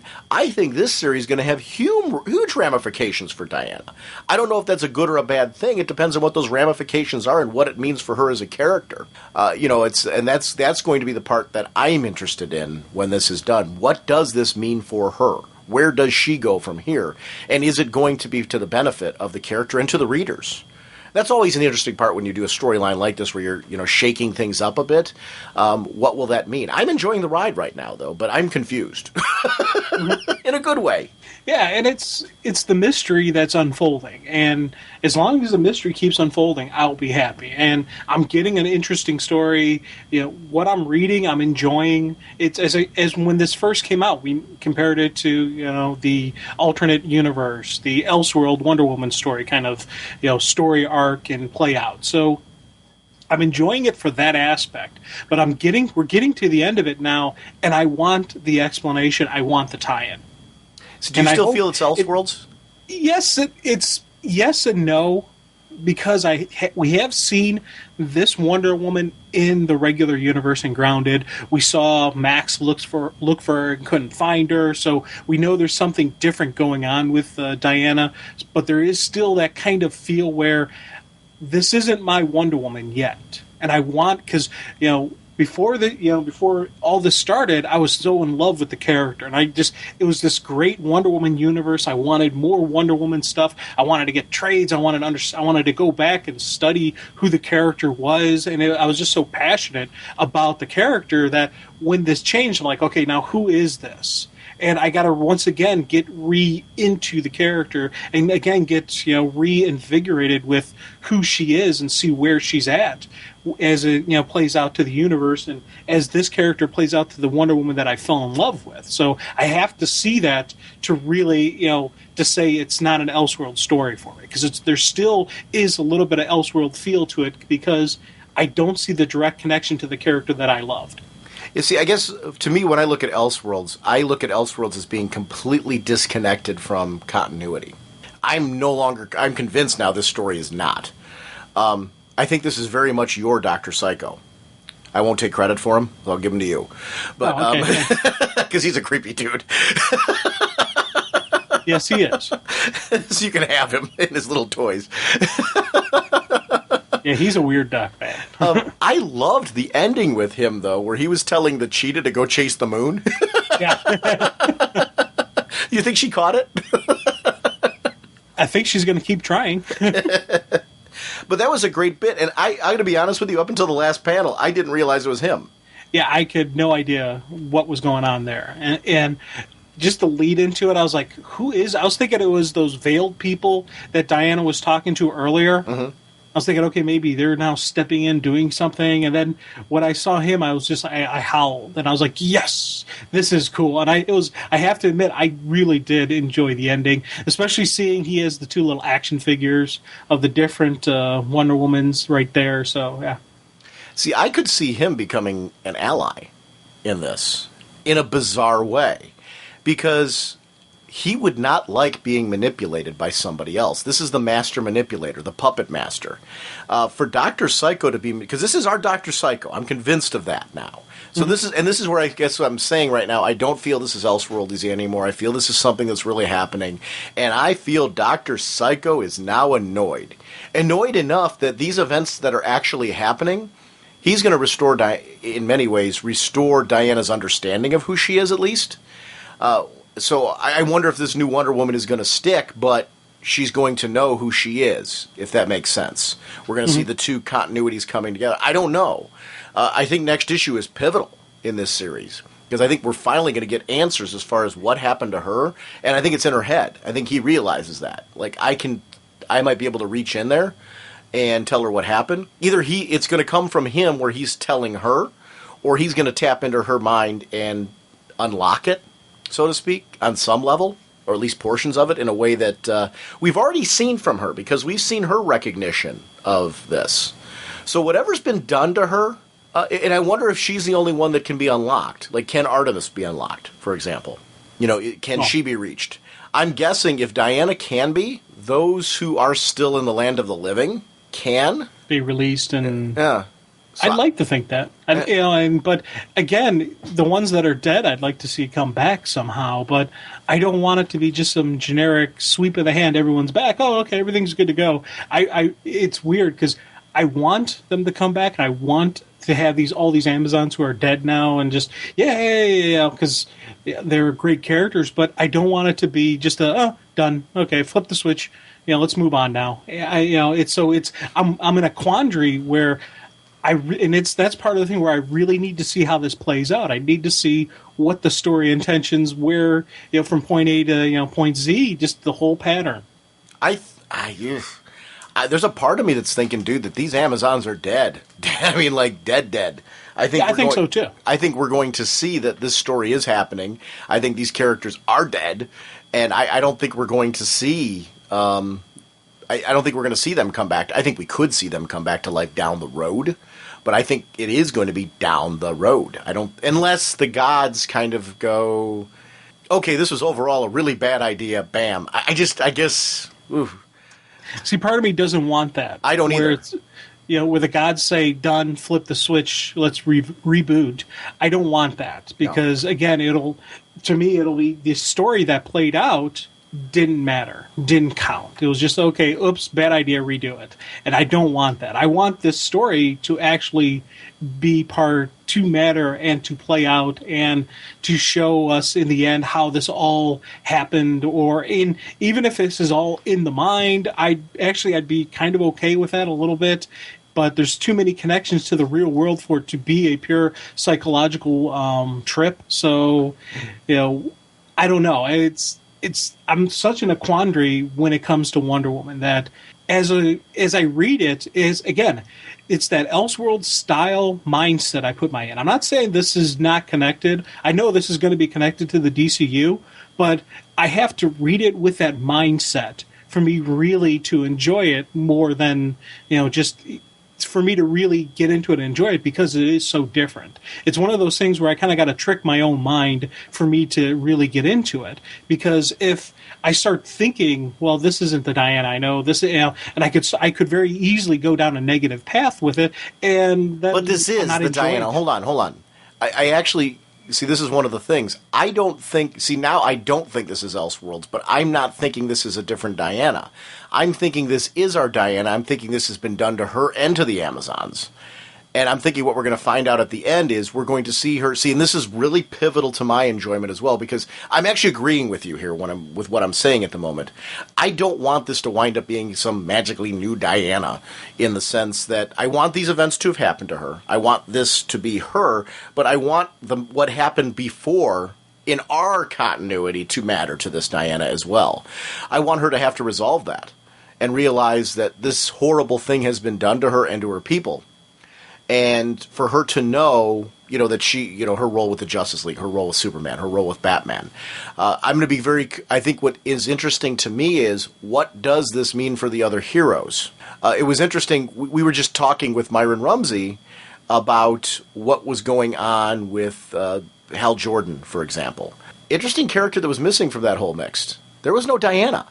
She was not there. Wonder Woman was not a part of those discussions. Which I think is a key pivotal member of that group of heroes. So What does that tell you? So that's it. I don't think we just saw this in Grounded. I think we've seen this very recently in Green Lantern, that this character is out of the game. So I think it's going to be interesting to see, are these heroes then going to become aware of her again? Because now we've seen an interesting passage of time with no Wonder Woman in the DC Universe.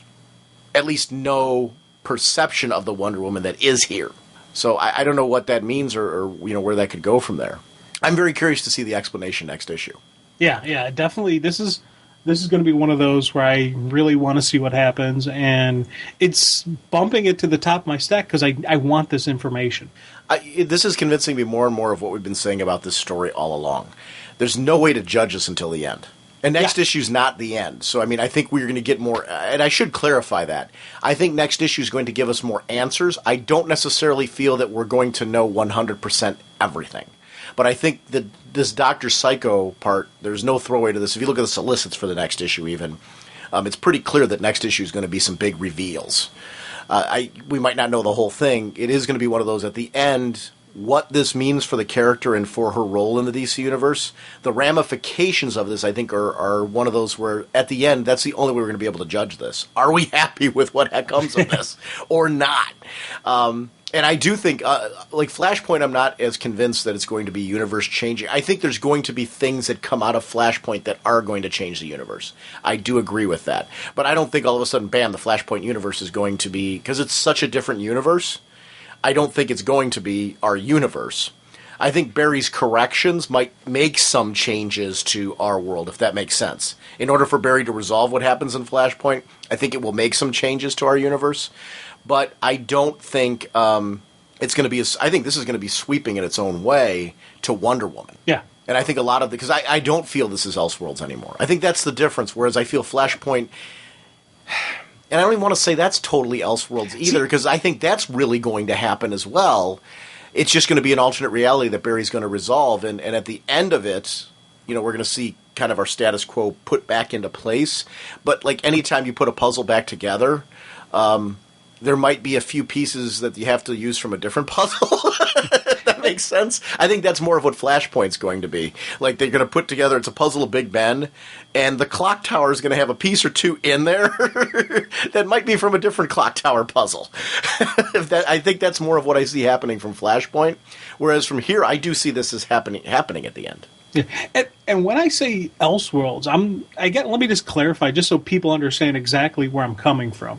I'm not talking about that it's actual quote-unquote like Elseworlds where it's outside of the universe. It's my mindset and my approach to a story when I'm reading it is kind of separation Elseworld. Because if I don't do that with certain stories, it will drive me personally mentally insane because I'll keep looking for the connections. And I'll have to have this ties in here, this ties in, and it's that whole off the page thinking. So for me with Wonder Woman, I have to approach it with that mindset because I'll get so bogged down with where does this connect? What about this? What about this old Wonder Woman story where this happened and this happened? How could that have happened if this, and my mind will go completely off and I won't see the forest for the trees. I won't see the story that I'm reading. I won't see the coolness that is an interesting story unfolding, an interesting mystery unfolding. So I kind of have to do a separation. And to be honest, I've done it with other comics where I just kind of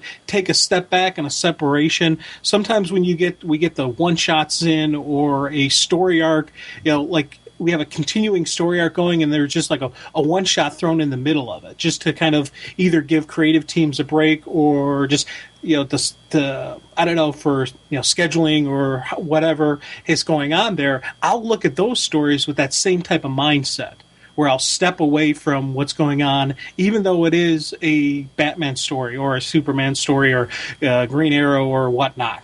It's still, though, for me, is what I classified as a quote-unquote Elseworld story, so my mind can handle the ramifications of the story. I can sit back and I can enjoy it for what it is.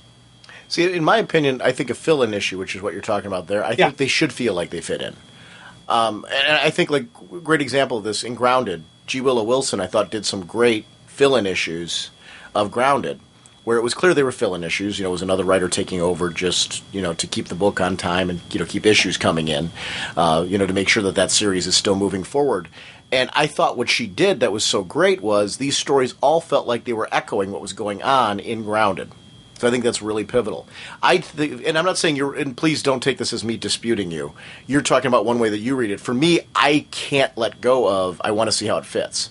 That to me is part of the fun, is seeing how it fits. And you're right in doing it the way that works best for you as a reader. So you're divorcing yourself from it to increase your enjoyment. If you need to do that, you have to do that as a reader because that's what works for you, and there's nothing wrong with that. In my case, just to share a different perspective on how you read it, I can't let that go. And that's my issue. I've got it, like with this Wonder Woman story, part of the mystery for me that I've been enjoying so much is trying to figure out how it fits in. So if I divorce myself from that, I'm missing, if I take this entirely as Elseworlds, I'm divorcing myself from the part of the mystery that's intriguing me. So when we see these little tidbits of Diana recognizing herself on the wall, these little dolls that are popping up all over the place, those are the mystery tidbits that are like whetting my appetite, making me salivate. Grounded, when we saw her there. Those little things, attaching it to the universe to a certain extent, not seeing her in a meeting about Hal Jordan. Those are things that are getting me excited and interested to say, what really is happening here with her? And obviously this is genuinely going on now. So what is that going to mean? In time passage for this hero, because it's not like we're seeing her show up to talk about Hal Jordan at a meeting of these characters. Because how would they not call Wonder Woman into that meeting, if you follow me? Oh, yeah, definitely see what you're saying. And, yeah. So, that's something where that means that at the end of this, there's not just ramifications for her. There are ramifications from this for the DC universe. And that's the part of the mystery that's intriguing me right now. It's like, what is the resolution going to be of this, and what does that mean for everybody? Is it going to be a light switch where they all remember her and then they wonder how they couldn't? And where that's going to be? I don't know. There's some big things that could come out of this. There's a lot of what ifs. And I see it being possibly a column A, a column B, somewhere in the middle.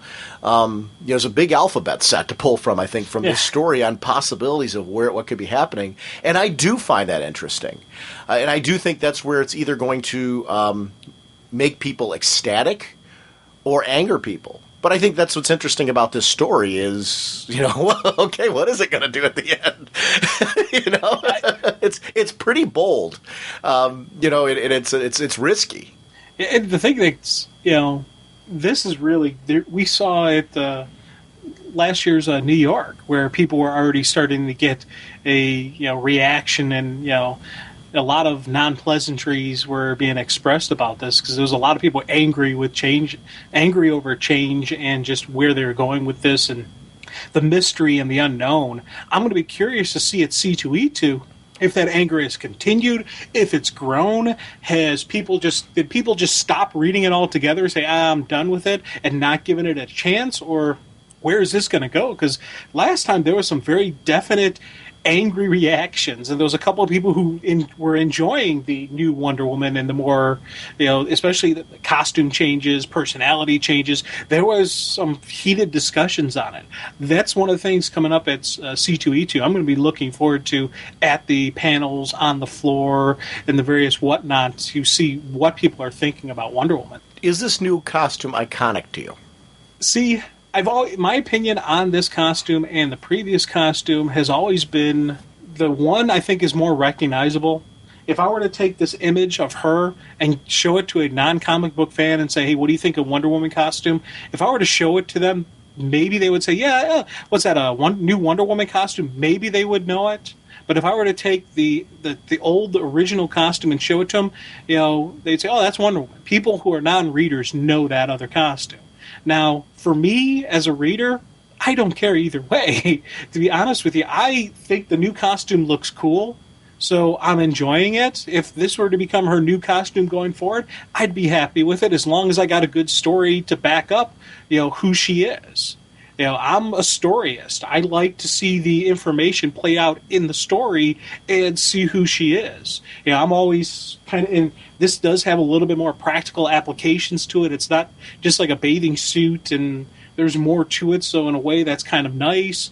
But there's what are the practical applications of it? Well, the one thing I always I'm laughing at. I'm just saying I agree with you that I don't think her other costume had practical applications, but I don't see what is other than the jacket. I don't see what's more practical about this. The jacket and the long pants, I think are better on this new one because I can't imagine that the other. Remember her power set before? Comfortable to fight in. Remember that power set before? I guess I've always looked at her power set and I've been like, that costume doesn't really. she's this Amazon warrior that, like, I mean, I guess I've never looked at that being something for that character, that her power set. I think that's one of the things that I've liked in the many writers who've worked with her post-Crisis, when this series relaunched under George Perez, and then we got to see that whole series go through into the current series. I think it's one of the consistencies is I think this character's been established as somebody that the costume isn't really needed for protection. It's more the bracelets. It's the, I guess that's what I'm saying. So I guess the pant thing for me, I guess I'm not against them. Don't get me wrong. I guess I don't see, although now that this one's taking arrows through the foot, I guess maybe there is a point to having the pants now. Because we did see in this issue, she took an arrow straight through the foot. I don't know if that was because it was Artemis's arrow that ended up working. But she's clearly not as invulnerable as our Diana. And if that's part of what's been happening to her right now, if we're going to see her eventually, because we've seen her gradually reconnect with her powers, I'm still feeling she hasn't 100% reconnected with them. Yeah, because she just learned how to fly now, so it's a building process. And we saw with her appearance in Grounded, she had more strength, more endurance in her fighting. So I think it's something that's going to eventually flesh out a little bit more, and we'll get more of the invulnerability. But I don't know. There's something when I saw the new costume, I was like, okay, I kind of like this because for me it seemed more practical, more realistic than running around in a bathing suit. And again, I have my things with pants. I like pants over shorts, so it could be part of that.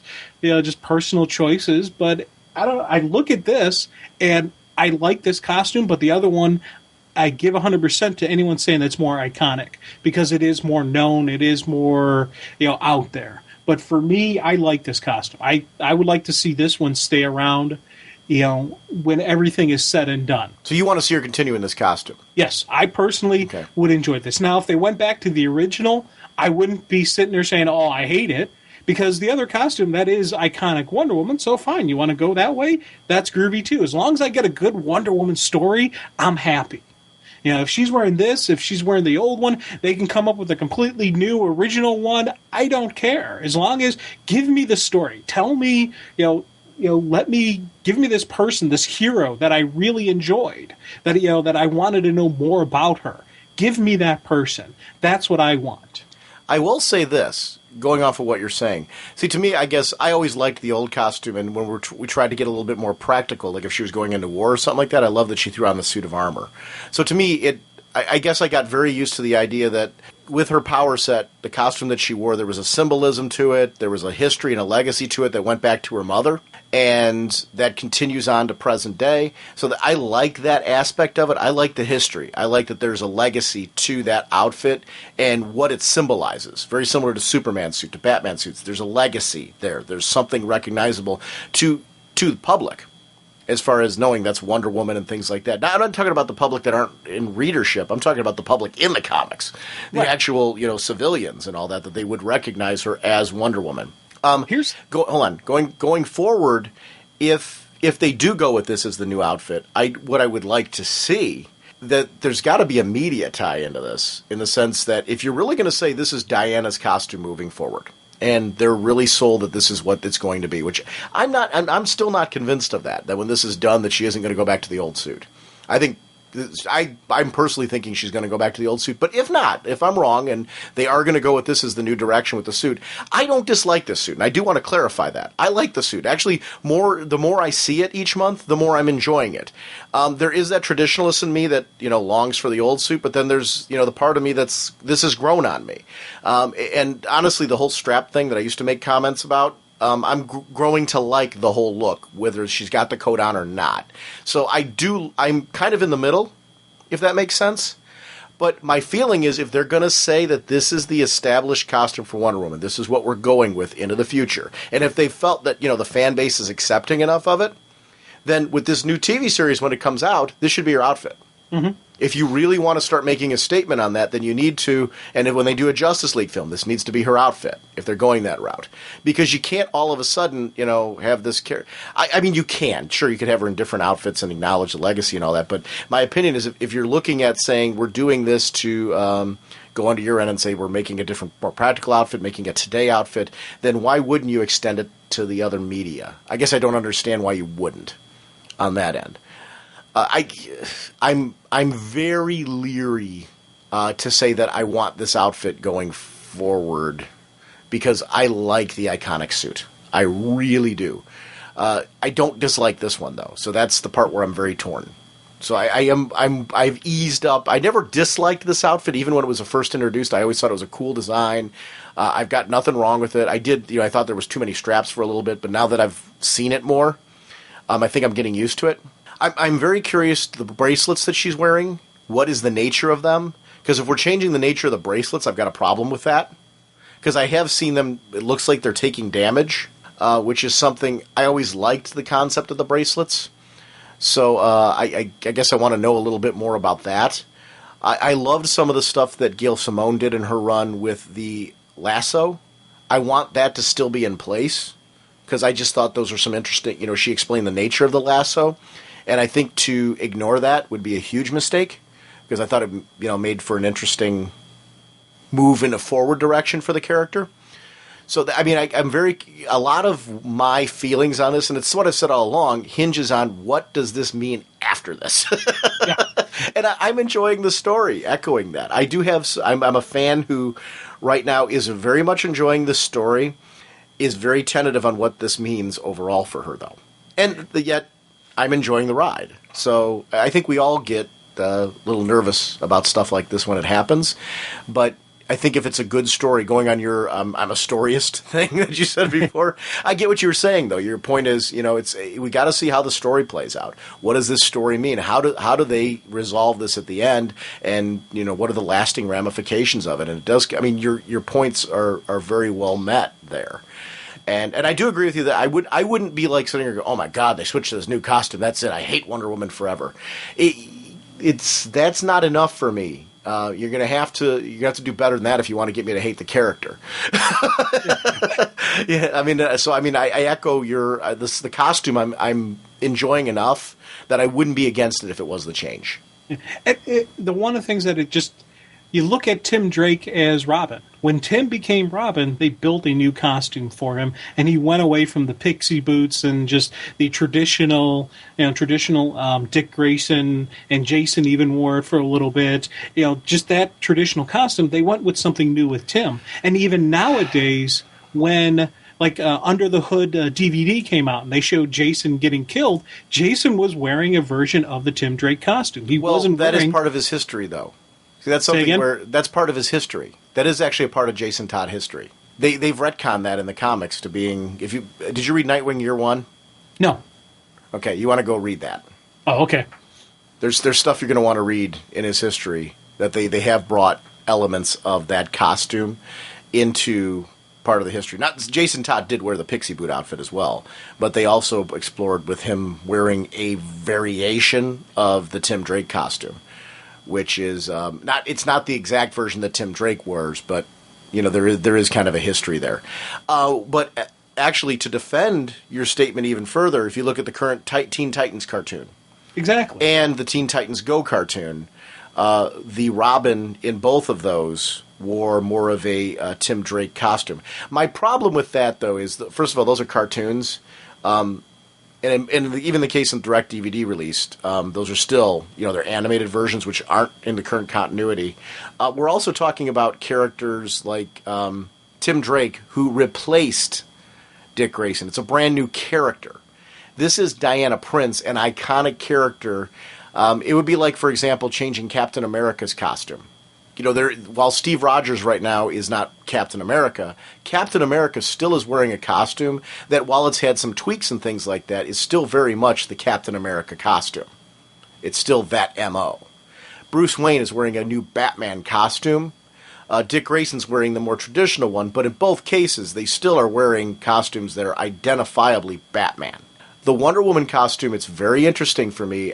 Moving forward, you said it before. If you were to throw this costume down in front of somebody and say, who is that? You mentioned when you were using your example that you told them it was Wonder Woman. That was the first thing you said. No, that was what I know, but I guess I want to go back and clarify, because I think I know what you were trying to say. What you're trying to say, if I put down a picture of this costume, would most people recognize this as being Wonder Woman? I don't know that that's the case. I think the color scheme helps.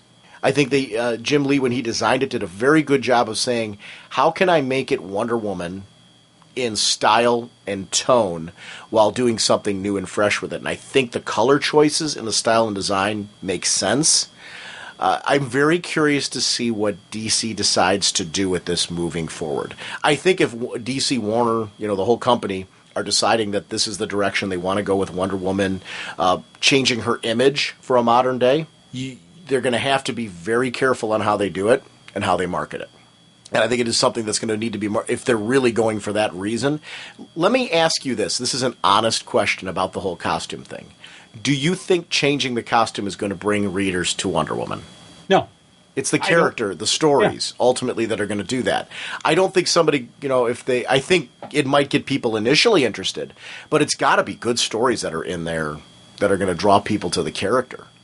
I think the TV show stands a good possibility of drawing potential readers to the comic. Just in the sense that I think people might get reinvigorated and interested in the character again that haven't been reading it. But I don't know that the costume necessarily is going to be the draw. I just don't. I don't know that it does. Yeah, clothes don't make the hero. The hero does. So you got to have something that people may look at it and say, hey, what's that? If it's not something good, they're not going to stick around. Like when Superman did the whole red and blue Superman and changing of his costume and that whole era where he had even a different power set. There were people who probably picked it up just to see what's this, and they either decided to stay because they liked it, or if they didn't like where it was going, dropped it within the first 5 minutes of reading it. So it's stuff like this can maybe have a pop, but I don't see it having a sustained. Ooh, I must look at this because of this new costume or because of this change. It's within the contents of the book that's got to keep the people. Yeah, so I don't know. I guess I'm very torn on the costume and what they should do with it after this. I'm not against them sticking around for a while, though. I do think eventually at some point in time, though, we're going to get, the costume back. I think we've seen Spider-Man take on different costumes. A great example with this would be the black Spider-Man suit, which stuck around for a certain amount of time. But what does he always wind up going back to? Yeah. And the Iron Man costume. Right. The Iron Spider-Man costume. He had that for that period, and then he went back to his traditional. So Spider-Man has his classic look. Wonder Woman has her classic look. I like this new look, but I don't hate the original. So if she goes back to the original, I'm not going to complain about it. Only complaint you would get from me is if the story on the page wasn't good. Yeah. And I think this costume really works for the story purposes. Oh, definitely. And I do want to say that the end result, I do think it would have been a mistake to keep the original costume for this story. Because I do think the costume that she's wearing right now sets the tone that there's been a major change. Yes. Right away. And for that purpose, it works very well. And I honestly, my opinion of what costume she should stay with would probably be determined by the end of the story. So I think that's why, as I'm talking about this even, I don't sound like I'm sold one way or another. It's because it's very hard to make a decision on a costume for a character when you don't know how the story's going to wrap up. So I do think a lot of these things that we're throwing out right now, like my opinion of the costume, right now I'm saying I would, and I will say that, right now I would like to see her wind up in the traditional costume at the end of this. Back to her, her, whatever the universe feels about her knowing who she is, everything that we know about her at least knowing it. She might have to deal with the ramifications of all this, but at least her knowing who she is and identifying herself. But the way this story ends, it might change my mind on that. So I'm open-minded to the possibility that I might say at the end, well, no, she should keep the new outfit because of this. I don't know. And I think that's what's interesting about this. I'm not sold 100% either way. I'm going to put a poll up on the website. Your feelings about the Wonder Woman costume. I've been putting up polls regularly, so please feel free to scan through our website, ragingbullets.com, and take a look at some of the polls. I put up polls about cities for DC Universe. If I see things that pop up on the source or around the internet, I'll try to pop up polls just to get kind of an audience reaction on things, so you guys can kind of take a look and see what other people are thinking. I'll put up one about the costume. What would based on where we're at right now, what would you like to see? It doesn't have to be your final firm decision, but where are you at right at the moment on the costume? Do you want to see the new one stick? Do you want to see the old one stick? Are you undecided? because there's also that audience. We'll put those 3 choices up there, and please give us your thoughts on the Wonder Woman costume. I'm curious to see what people think. I think it's probably an interesting choice at the moment, especially if you're reading the book, because I think that's kind of a pivotal one in making that kind of vote. Can Batman escape? One hint, the worst is yet to come. It's kind of funny, Jim. I think you and I had certain plans on issues that we wanted to make sure we got to for sure. And one of them we wanted to discuss was Legion of the Supervillains, the one-shot number 1. This is really an important one-shot because it establishes what's happening with Saturn Queen and her escape, and really sets up her vicious nature, but also lets us know she's not operating alone, and she's actually a subordinate to some higher power. I'm going to throw it out on the table right now. I think there's a good possibility this higher power is somehow, on some level, linked to what's going on with Mon-El right now and this creature who is trying to get a new Green Lantern. And a lot of what that creature's role in all this depends on. Part of me is thinking to myself, if that creature's evil, that creature's the big bad. If that creature's not, because they've got this quest at the end to go after Oa. Yeah. Which means this creature might be using Mon-El to defend Oa because this creature's really on the side of the angels, or this creature's manipulating things and this creature's going to turn out to be on the side of the bad guys. So it's going to be curious to see where Mon-El winds up in this whole storyline. The defense of Oa is going to be an interesting dilemma he's going to have to run into regardless. If the creature's benevolent in its nature, then Mon-El's going to probably have to make a decision at some point in time. Does he do what this creature wants and defend Oa? Because I'm assuming the creature would want him to defend Oa. Because that is their final stop. They're going to 3 different planets. We saw them go to 1 in this one. 3 different planets of immortals. They went to the Rock of Eternity. I thought that was super cool. Oh, God, man. I tell you, I really liked how they break it down. Each one, Oa is the heart of, the center focus of will. Eternity was faith. I'm not sure what the 3rd planet is, but it's, they're looking at the 3 primal emotional states or beings of the human persona, the human psyche, the host of these immortal concepts. And they have to destroy the first 2 to get to will, and will has to be the last one. And for me, I'm thinking the little green dude who's guiding Mon-El around is the main person who's guiding her around. And I think he's doing it to strengthen the power of will. He wants the other 2 things eliminated so that will be the only immortal concept left. It's kind of like how the Guardians want to get rid of the other emotions and only wanted willpower. I think this is his way of doing it. I don't know. I guess, and I'm going to be honest with you, a part of me very much sees the possibility that creature, because I threw it out earlier, that creature's the big bad. Another part of me thinks that creature is kind of what the problems that the Guardians have now in its tone and the way it's presenting itself. It's actually benevolent in concept, but its presentation is just as gruff as our Guardians from today. So I see both possibilities. So everything you're saying, I'm not disputing. I very much see that that's a possibility on some level. I don't know. My opinion is if that creature's benevolent, I don't know that creature's necessarily aware of how dire the attack already is on Oa. One thing that is, we notice these wormholes and they're popping up green. A part of me is making me wonder if that's an accident, that they're popping up green. Yeah, who knows? It's the whole thing stare into the blue flame. So it's the power that's coming through is the blue flame. Could it be something else? But I don't know. I honestly think this guy thinks he's doing the right thing by destroying these other 2 worlds, and then he'll either Mon-El, or the Legion. He's thinking that somebody else will stop them from destroying Oa. But why use them? Hold on. I guess here's my point, though, and this is where I'm going to contradict myself. My opinion is if the creature's benevolent, I don't think the creature has anything to do with this. If the creature's involved, this creature's not benevolent and is helping the Legion of Superheroes for his own purposes and own gain. If the creature's benevolent, why wouldn't he use the Legion to do this? Because he knows the Legion won't destroy the Rock of Eternity or this other planet. So he needs to find a way to get those 2 planets destroyed. I don't think he's benevolent. I don't think he's evil. I think he's just pure focused on what he needs to get done. And in his mindset, he needs these other 2 worlds destroyed to strengthen Oa.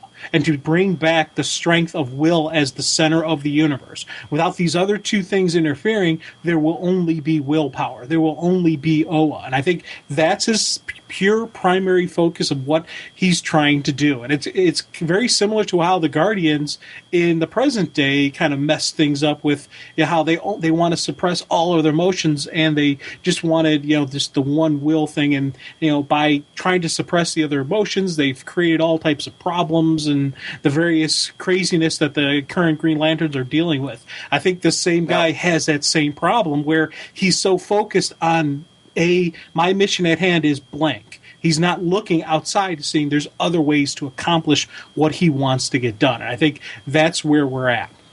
And see, here's where I'm going to throw another curveball into that. When we go to that Black Witch part, I don't think that was a throwaway. We see her standing in front of a blue flame. And she makes a specific note that this flame has not burned blue before. Deep inside her is Mordru. She's been holding Mordru there. Is Mordru behind this? Is she behind this, not knowing she's behind it? I don't think those sequences with her were meant to be a throwaway. So I have held the dark spirit of Mordru captive and sleeping within me, harmless to those he would torture, beginning with me. Am I strong enough to hold? My question is, does she not realize that she already hasn't been strong enough to hold? And that Mordru's doing this. He's organizing them. So, blue flame, blue flame.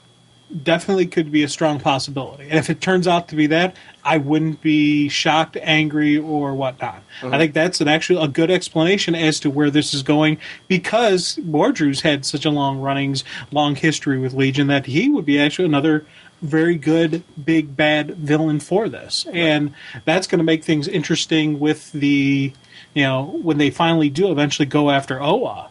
And seeing how that plays out, because that's going to be Green Lantern. I'm hoping we'll see a Green Lantern Corps reborn because of the assault, but also we're going to see some Legion, some Mon-El, some just nice combo of all of these different Green Lanterns in there. And I'm hoping we'll get more Green Lanterns. I don't want to see it. And I'm going to be honest with you on this. I like the idea of a Green Lantern, like a Mon-El being the holder of the Green Lantern. I don't know that I want to see a Corps. And let me tell you why. I think there's a real danger if you put a whole entire Corps, and I'm not saying, maybe Levitz has a great way to do this, so I always put a caveat on there. I got to see what the writer's going to do first. Yeah. The problem is, one of the things I like about the Legion is these characters are so colorful and unique and different, and each one of them adds their own flavor to the book, that I think throwing a Corps in this, it's too much like we've already got in present day a Green Lantern Corps book. We've got, I don't know that we need a whole entire Green Lantern Corps running around in the future. It's to me, are we going to then lose the distinct identity of the Legion? I thought having Mon-El put on the ring was super cool, but I don't know that I necessarily need that to lead to having an entire Corps present in the future. And I think that might turn out to be a mistake if it happens, unless he's got a cool twist to make it different and unique from the present day. And he might, and that'd be one of those things where I do have faith in the author. I don't know that I'm firmly feeling that is where this is going to go out of all this. Because I do think you lose a real possibility of keeping this book distinct if you do that. From the present day, because you got to keep Legion feeling like its own flavor, and it might be there. There's plenty of races that are existing in the future that do exist in the present, with future development and movement with them that could work very well. It's just right now I'm very leery to see an entire Corps born. I like the idea of there being a legacy of it though, and I do want to see what's happening with our Lantern who actually Sodom Yat, who survived. What's he like in the, because I don't think we've seen the end of him. I hope. So I don't know. They've got a lot going on. Yeah, and let me echo with what you're saying where, it's based on what we're going to see is where this is going to go. If he takes it completely different without the Green Lantern Corps, I'm sure I'll be happy because I really enjoy his Legion writing. So whatever plan he's got laid out for this, I'm all for it, and I know I'm going to enjoy it. He's one of those writers where I'm confident in his ability as a writer and the story he's going to tell me that I'm not too worried about what I'm going to get. I throw out my ideas, I have my thoughts, but it can go completely off in a different direction, and I know it's going to be good because this is what he does. This is, the Legion is his, his baby. And, there's a passion that he has with writing this and how he's crafting everything and the interconnections. And I'm looking forward to where this is going to go. There's so many different possibilities. Again, another great where I don't know what's going to happen. There's a mystery of the unknown, and I'm looking forward to seeing the outcome. Now, you know what? One of the things I want to talk about is her escape, because I thought that was just so super cool. I liked her focus on the confusion. Like, she manipulated, obviously, the warden to get herself out, but her talk about the confusion. The confusion will serve to mask our departure, as your destruction of the data systems will cloud the record of which prisoners have fled or died, and why this began.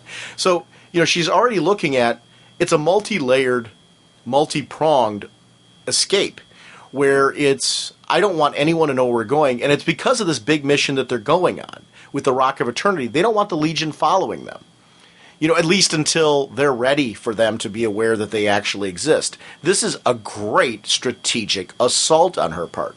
The whole thing with the fingers and stuff like that, was her way of showing the more destruction that we cause here, the more unidentifiable people that were, bodies and things that we're leaving behind, the more question marks that are in place for anyone that's going to investigate, which delays them from finding out the truth until we're ready. Good, brilliant villain move. And it was something, she's psychotic, but brilliant. And I love that kind of setup with a character. Again, this is a second in command, obviously, to a much larger scheme, but showing why she would be chosen for that role was really pivotal. I loved just seeing her put down, put Lightning Lord in his place about how you're not a leader, you think you are in your mind, but in the end, you're just a follower, kind of. I was like, wow, that was just, and I don't know how much of that was her mental powers manipulating him, or if it was just her confidence and her presence that just, put him in his place. And I thought that, for me, was a great sequence of, just seeing her as exactly what you said. She's a psychopath, but she's a brilliant psychopath. She's laying out the plans, and this is a great villain. This is one of those where I want to see more stories with her in command, her running the team, and I like the fact that the oath, their new blood oath, isn't just about killing a legion. It's about changing the entire universe, just turning it up on its ear, eliminating the concepts, that is good and evil, kind of. I was like, wow, that's a bold statement. I'd be very curious to see, who that was in the Rock of Eternity. You see the hand behind the throne? Yeah, I took that as a wizard. Yeah, that's what I'm be curious to see if that's the Wizard Shazam, or if it's Billy, or if it's, who it's going to be. I'm taking it to be the Wizard Shazam as well. Is that what you? Are we? Yeah. Yeah. So I'm very curious to what that means. Are we going to see then a Captain Marvel concept in the future? Well, can we? Without the wizard, can we? And without the Rock of Eternity, can you? Well, I don't think we're seeing without the wizard. I think we're seeing the hand come up. So whoever that is still around. Oh, okay. Because that person wasn't dead, reaching their hand up. And they didn't acknowledge that person, which means they weren't trying to destroy a person. They were trying to destroy the rock. Yeah. So I don't think they knew. And this is one of the examples of they're going off of a legend from the past. And in this case, they wouldn't necessarily know about the wizard. So are we seeing the first chink in their armor here with that character raising their hand up? If you're following me. It actually kind of leads me more to the idea that there might, this entity that's with Mon-El, it might be to a certain extent benevolent. In the sense that maybe they're going to attack Oa, but they're not aware of the entity. They're attacking the Rock of Eternity, but they're not aware of the wizard. These might be the things that will help the Legion in the long run to survive and succeed with the forces that are being amassed against them at the moment, because I think this is going to be huge. Now, the question is going to be, what is the planet that will come next for the Wise End? Is that Kalu? Because I know Kalu is where they're at right now. Is there going to be an attack on Kalu? See, I took it that Kalu isn't the next destination. It's where they'll get the information to go to the next planet.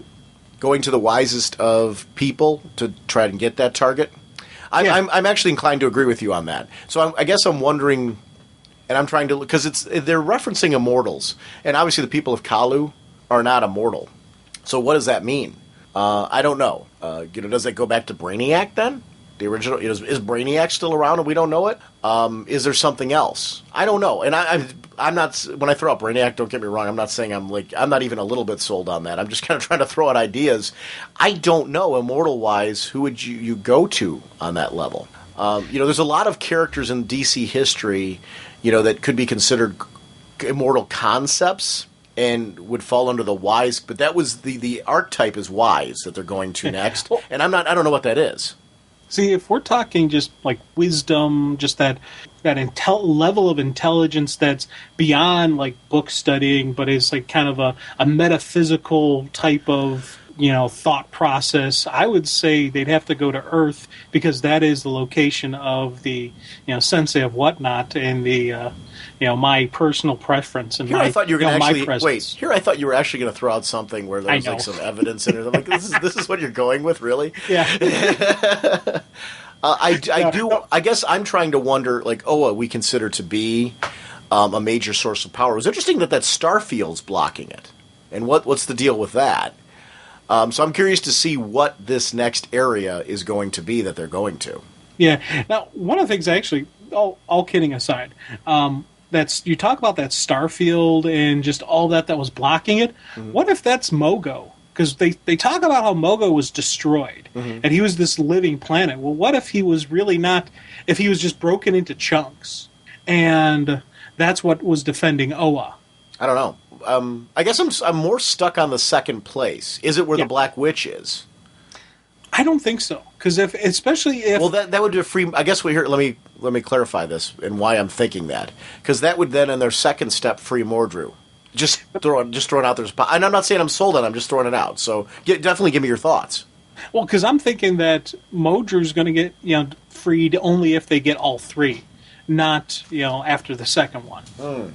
Okay. He needs the power of all three destroyed to strengthen his resolve to fully come out. He's right now able to manipulate and influence and reach his mind out there and project some of his power and his ideas, but he needs those planets destroyed for him to get free. So I don't know what we're going to see as the second. Yeah, I don't either. And as far as you're going back to what you were saying, I didn't mean to gloss over it. You were talking about Mogo. I don't know what the Starfield is. So I don't know if I'm convinced it's Mogo or not. I think it's an interesting suggestion. I don't know what it is. I'm pretty open on the possibilities. Is it something Sodom Yacht did? I don't know.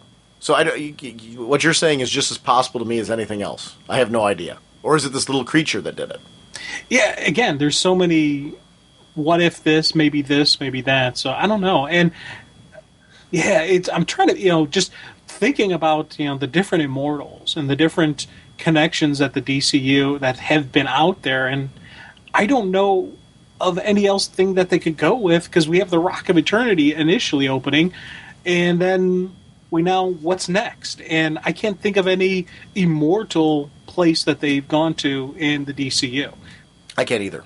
Jim, could we do a couple quick shout-outs to some concepts that have gone on in the last week or so? Like Generation Lost number 21, for example. Oh, yeah. I don't want to do just because time-wise, I want to make sure we get some comments in on some of these things real quick. So we'll just do a quick shout. We find out here, I think the whole reveal of this whole thing, that Jaime's alive, which I expected, but it was very interesting to see Booster go through this, crisis of faith. All of them are. In their own roles in this whole thing. And we see teammates kind of clashing with each other, trying to come to terms with where do we go from here. They've been left shattered. Through his death, Max Lord's really kind of taken these people. Booster Gold's questioning himself. If I hadn't put this kid in this position, he'd still be with us. All along, I'm just this joke who, and he's talking about his own ego and the realities of his own ego. And I loved these bits with him. I think Winnick's doing a great job of writing Booster Gold here. It's very much the Booster that we're seeing in his solo series. And I don't know about you, he's becoming one of my favorite characters, Booster Gold. He's a character who before I was interested in, but I look forward to every issue of him in Generation Lost. I love his solo series. I'm glad he's going to be a major part of Flashpoint. He's one of those characters that it's becoming a pivotal part of the DC universe to me. So I hope his solo series is doing well, just because I really enjoy reading him monthly and seeing this character evolve. Because I do feel he's a character who has evolved every single month that title's been out. Oh, definitely. Yeah, Booster is somebody that I'm really, just as the story is going on, it's, again, you said it before, every single time, just the development, just the growth of this character, the nice tie-ins with stuff that's currently going on in his own series, back and forth between these two connections with the Power Girl series. These are some great just story elements, and couple of the stuff in here, just these raw emotional responses from all of them, from Booster wanting so desperately to get Jaime out of the costume because he's like, I gotta take this kid back to his family, but I'm not gonna do it in this armor. You had Captain Atom just having his whole kind of personal meltdown, and him and Ice kind of having a connection. We got Red and Fire kind of hooking up, and something more developing between the two of them. I thought it was just a great, pure emotional issue that had me from the beginning flip right to that hoorah ending where he's just sitting there. I know what Max Lord's plans are, and I think we can stop him. And I just the look of the determination, I'm like, yes, this is awesome. I liked that all of them at the end result, they all became stronger, and at the end they were all able to go to Booster and say, hey, you've been leading us. We need you to be that guy that you've been throughout all this. You're the glue that's been holding us together. We recognize you for who you are in our relationships here, what's been going on. Captain Atom giving him the nod, and just saying, this is a guy who Captain Atom was questioning his own role as a hero throughout all this. Is he responsible? Did he do is he causing the deaths? What positive role is he playing? And Ice come to terms with, hey, I've had to come full circle here too, dude, and I've been relying on you to save us, because you do that, and that this is who you are.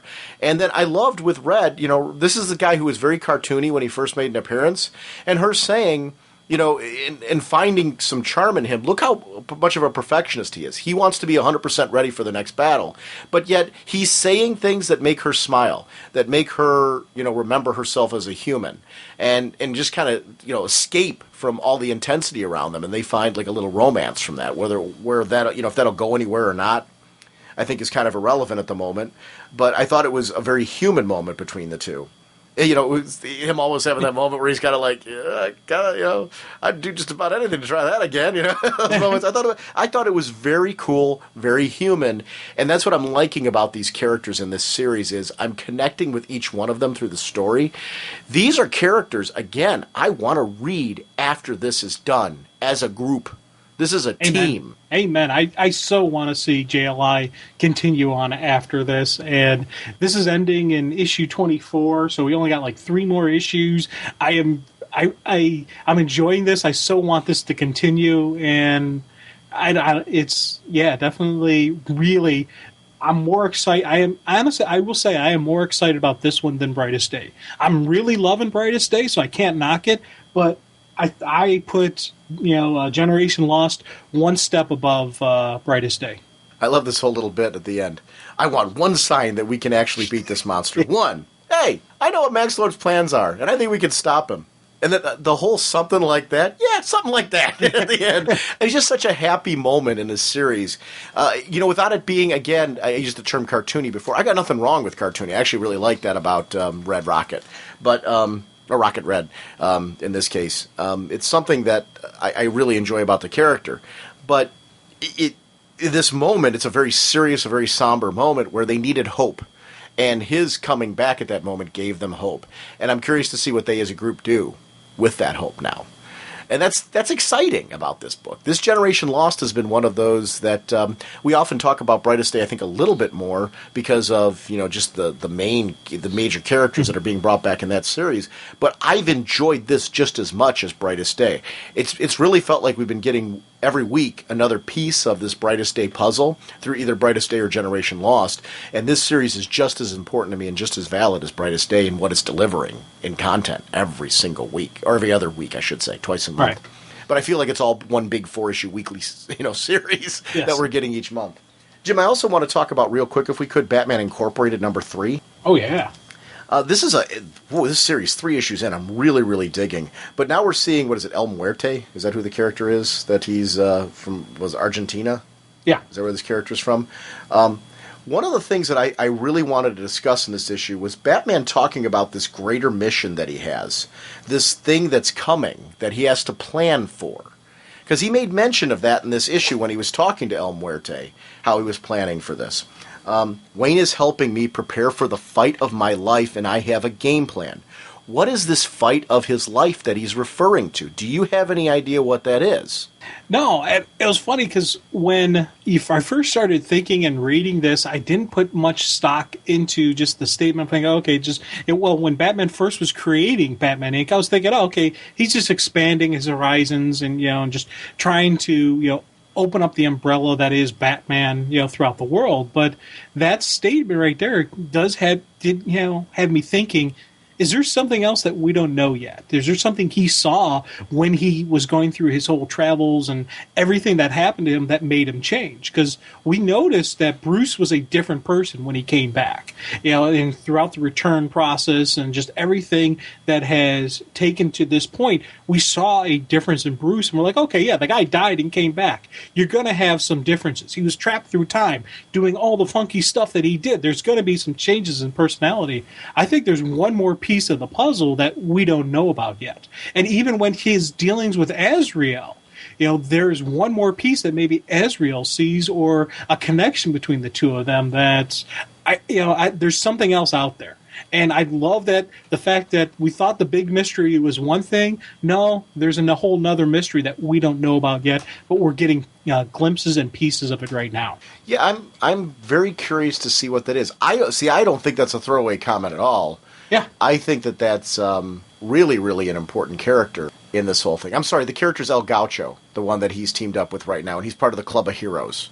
I wanted to make sure I had the name. I keep trying to, because his name wasn't referenced much in the issue, but I knew he was part of that Club of Heroes that we'd seen show up previously with Mayhew and all that stuff that they'd done. He was the one I got confused about in the first arc of this, where I kept seeing this guy right. in the character beforehand. This is the one that I was talking about in that beginning. So I liked the whole bit of this series. One of the things I'm enjoying is the adventure aspect, where we get to see Batman and his partner team up, and they're taking on enemies, and we see like a big adventure. He comes riding in on his motorcycle. Batman comes rushing on in as well, and the two of them are just having these great superhero combat moments. But then we're also seeing, the Bruce Wayne side where, Batman's in his Bruce Wayne alter ego doing, this tango of death bit that's going on there. And how even Gaucho doesn't, in that moment, think that it's really Bruce. He thinks it's Batman taking on the role of Bruce Wayne. I love that aspect of the whole thing. Batman out of his costume a lot of times, there's a certain swagger to him is Bruce Wayne. And I'm glad to see we're seeing more of that brought back into Batman comics in these moments. Because this is something I grew up with, and I think it works very well. You got to remember that there is a reason for the role of Bruce Wayne. It's not just, that Batman has money. There is something that character brings to the table that Batman can't do in his role. And I like seeing a little bit more of the positive aspects of Bruce Wayne being brought into this series that I think is working so very well. It's a book that I wanted to make sure we shouted out, because we've got so many things we want to talk about on this episode. I love the endings of these. These particular issues: which kills fastest, the bitter kiss of the scorpion or the poison sting of betrayal? And, it's this great moment where the two of them are with, El Sombrero? Yeah. Who is trying to, in the end, put them into a fight to the death, or the kids die. Now, the female scorpion, Scorpina, that's right there, that's the lady that Bruce was dancing with, correct? That's what I think, too. Okay. Yeah, and even, Bruce made the comment to him about keeping your enemies close, and just that whole banter that they had going back and forth. So it probably is her. So, more of these, you think about the last arc when they were in Japan, how they had that big death trap with the giant, octopus in the apartment building below. We have, again, another big death trap, but this time it's these 3 blind kids. So I like seeing how these have these big kind of moments. Who's taking the dive? Who's going to... I think it's going to be Bruce stopping his heart. Yeah. Or they'll... Well, we either got Bruce stopping his heart, them beating up these two and saving the kids, or option C that we haven't figured out yet. I'm leaning towards option C. They're going to do something that we're not going to be able to think of, and when it happens, we'll be like, oh, cool. I think we're going to see the fight really happen, though, between the two. Because I think that's too good of an opportunity to pass up. Having these two actually duke it out. Yeah. But who knows, within the fight, maybe something else will happen. Yeah. I don't know. It's weird. Sometimes when I got a good grip on what's going to happen, but with Grant Morrison, I don't know where he's going to go with it. He's one of those guys that I have a hard time predicting his next move. And I don't know if it's just the way he writes or connections or whatnot that I have. I say one thing and he does something that I didn't even see coming. So with him, I just sit back and enjoy the ride. Jim, Titans number 33 is a book that I wanted to shout out. Talk about enjoying a ride. Very interesting book, because it's been one of those books that I've been enjoying reading as it's been going along. I think it's gotten nothing but better as the series has gone on. And I think it's been, again, one of those titles that's required a certain build to get to a certain point. Now, in the letters column, I like letter columns being back because they let us know that we've already seen Jericho. Yeah. Or at least hints of Jericho in this series. Now, when we last saw Jericho was a good guy in Teen Titans, right? That's the last opportunity we saw him. He and Rose were both in Teen Titans. Jericho was a good guy again, right? Is that the last memory you have of him? Well, that, and also he had his eyes gouged out because he kind of did that little turn, and Vigilante cut out the eyes. But he still was able to manifest his powers. Wasn't that before he was in Teen Titans? I thought that was after. Because remember, he and Rose were together in Teen Titans. He was brought back full body and everything. So I thought the Teen Titans appearance was prior to what was going on in Death Trap. Yeah, he was in Teen Titans with Rose, full body prior to Death Trap, and then Death Trap is where he loses his eyes. You're 100% correct. I actually just wanted to double check and take a look and see what the issue was with him, because it's one of those continuities with that character. He's been through so much. I was trying to remember where the placement was, because we haven't seen him in a while. Yeah. So the last time we saw him was in Vigilante, in that Death Trap crossover where his eyes, like you said, his eyes were gouged out. And we saw him in Blackest Night, because he was in that Teen Titans tie-in. Mm-hmm. It said Jericho revealed to Rose that his eyes grew back after Vigilante's attack and that he used the power to enter Grant's body when he attempted to kill him. Then Jericho entered his mother's body, tricking the Black Lanterns to destroy each other. And Jericho actually reconciled with his dad afterwards. So at the end of the Blackest Night, he was a good guy again, right? Yeah, he was a good guy. And I guess he had either his powers or his eyes back or both. So I guess I'm very confused at the moment as far as if Jericho's in this. Not in a bad way. I guess here's what why I'm bringing Jericho up. My question is, do we think Jericho's on the side of the Angels or on the bad guy's side? Because he reconciled with Deathstroke. So is he with Deathstroke now? Is he doing his own thing? Because my question is, where do we see him? Do we see him in this series jump into the bad guy when Slade's using the sight on the bad guy? I guess what I'm saying, did he jump from Slade to this guy? Because they're saying we saw Jericho in this issue. Is he in Roy in this issue? I got two ideas. Okay. One, he could be in Roy, and that could be the whole confusion that really is going on with Roy. He's doing the drugs to kind of keep Roy at bay and keep the real Roy Harper down, and while an evil version or a darker version of Jericho is running Roy, making him do the things. Or B, there's a panel in there, in this issue where it's right when Osiris is looking for Isis, where you just see this hand that's kind of scarred up, and you just hear the words "Father." And I'm wondering if that hand is Jericho. Wow. Because I was initially thinking he was in Roy, but I'm like, you know what? I don't think so. I think it's literally the drugs and the psychotic, episode that he had to deal with his daughter, and just post-traumatic stress and depression and the various craziness that Roy has been going through, is putting Roy in this position, is what's kind of changed Roy's personality and his outlook. I don't think it's Jericho manipulating Roy.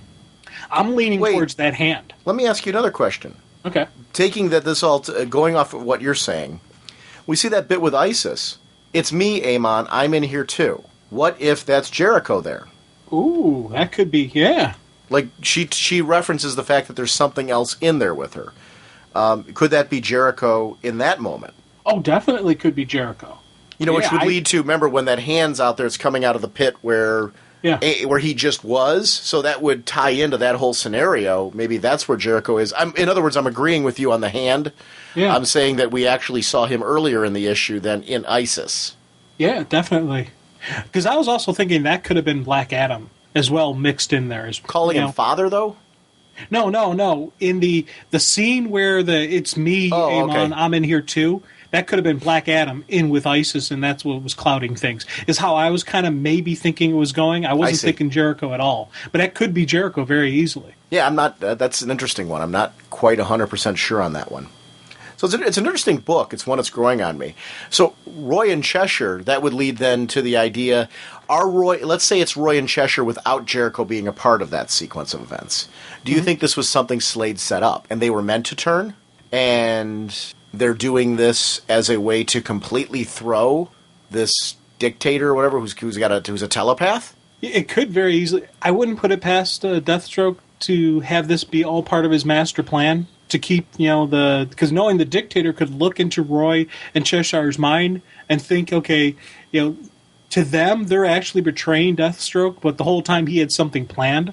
Like, for example, when Tattoo Man left, he may still be around. That may have been all a ruse to throw off everybody, and Tattoo Man comes in and does his deal. Yeah, I don't know. I don't have a preference there on that. That's interesting. Go ahead. I'm sorry. Yeah, well, it just you look at who Slade is, and that's the thing that about Titans, that if anybody gave up on this issue before this really got going, I highly recommend coming back to it, because this series, since turning over and having it be the Slade run Titans and just this whole dark side that they're going with it, this is really just jumped up the list for me as something I'm like really gripped into and curious to where it's going, because Deathstroke is that great villain who isn't just one-sided. He's not after the conquering the world. We still don't know what his ultimate end game is that he's planning right now for the Titans. This isn't about money. This isn't about power. He's got some other thing out there that we don't know what his plan is yet for pulling these people together, for creating this team. So I'm really looking forward to seeing where that goes and that part of the story. Agreed. That's something that I think is interesting, too. This book has really grown on me over time in a way that it wasn't initially, but again, this is another one of the example of a title where I'm glad I stuck with it, because I think everything in the beginning is paid off now in a way where I'm really glad I've been reading it all along, and it's been a nice build. Oh, definitely. And again, the Osiris stuff is really fascinating, because him bringing back ISIS by sacrificing people, especially by taking out,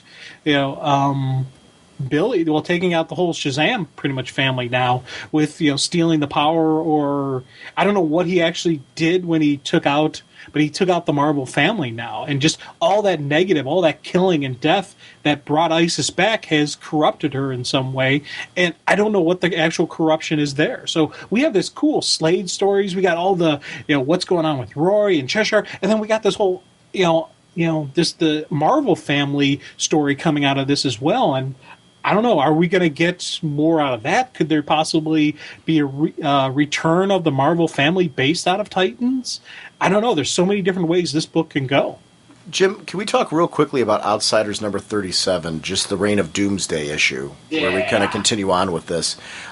We've got characters like Looker, the Olympian, Geoforce, and Halo teaming up with Katana and going up against Doomsday, trying to figure out what's going on with the Eradicator. I really liked seeing that those closest to Geoforce were questioning having the Eradicator involved and what it's done to their team. And I liked that they were coming from a friend standpoint saying, look what this has done to you. Look what this has done to how people view you. How can this be a good thing? I really loved those moments because I think that they were honest. I think that was something that needed to be addressed, and friends would address them at this point. It also added to me a little nice backbone to Katana, who previously seems to she's just been following him blindly. And it was nice to see that that isn't the case with her. Yeah, definitely glad to see that, you got to step up sometimes and tell somebody the bad news. And I liked how they were coming at him hard, and I'm like, hey, maybe if you don't want to do it hard, do the soft play. Lay it out to him, tell him that, look at how bad it's dealing with the country, because by siding with the Kryptonians, they sided with the losing team. So everybody is now against the world, against them. They're, the blockades, the various, financial, breakdown, and just no one wants to deal with his country. His country is dying. If he keeps up this alliance, it'll eventually be the death of his people. And they played it multiple sides. It wasn't just one up front. It was like, hey, look at this kind of angle. And that was a great way to, approach him and actually direct it to him and kind of get him to admit that it's a bad deal. But again, the same thing, we see with Geo. He's like, yes, I know it's bad, but I'm still not going to abandon him. Interesting part with what's going on here, because we see this battle with Doomsday, but what's going on the American front is we've got Black Lightning, Owlman, Metamorpho, Amanda Waller, but then also, we've got Thunder and Grace coming back from the Winnick Outsiders series. It's great to see those characters, and of course, our Freight Train character as well as a part of all this, with Amanda Waller, who you never trust Amanda Waller. The Wall has always got something else up her sleeve, so you got to be very careful anytime there's dealings with her, taking anything at face value. Looking at a picture beyond this, though, we know that this is going to eventually lead to a resolution for the team, because they can't keep having this divided team. I know that this is going to lead to the book being Batman and the Outsiders again, which is going to be a part of this, which I'm guessing is going to be Bruce Wayne teamed with them, maybe bringing them in on his whole future plans as well. I'm very curious to see where this book heads and who's going to be members of the team. If you had to pick members of the Outsiders, who would you pick? Like, out of this group, everybody that's been seen in this issue, who would you want on the team? I would say everyone but Eradicator, because I don't think Eradicator is going to be around for much longer. I'd like to see that a nice large team and just an occasional appearance of Batman is a guiding factor, not a regular Batman on the team in a leadership type role. I personally am hoping Black Lightning will take the full lead of the team. Now, the book's going to be called. Wait, hold on. The book is going to be called Batman and the Outsiders. Yes, I know. And that's why I say just an appearance of him. I don't want to see Batman in the field with them. I like the concept of these outsider teams. Of just these people doing what they have, and you have Batman calling the shots, saying, hey, we got the situation over here. We got a situation over here. I need the Outsiders here. Okay. I think, though, that I guess what I'm saying is I think that there's no way that's going to happen if it's being called Batman and the Outsiders. I don't know. True. It could be a difficult play, to say it's Batman and the Outsiders and only have Batman make sporadic appearances. I would see how people would get a little upset by that. If you have the guy in the title, you'd expect to see him regularly in the field. I'm just worried that we're gonna spread, Bruce too thin on the number of books he's in. And I would say keep going with just calling it the Outsiders and just have them connected back with Batman and having this team go on and this team move forward. Because I'm worried. Do you feel that way with Dick Grayson, though? Because if you look at the proportionate titles for Dick Grayson to Bruce Wayne right now, are you feeling that Dick Grayson spread too thin? No, but he's on a team book though as well.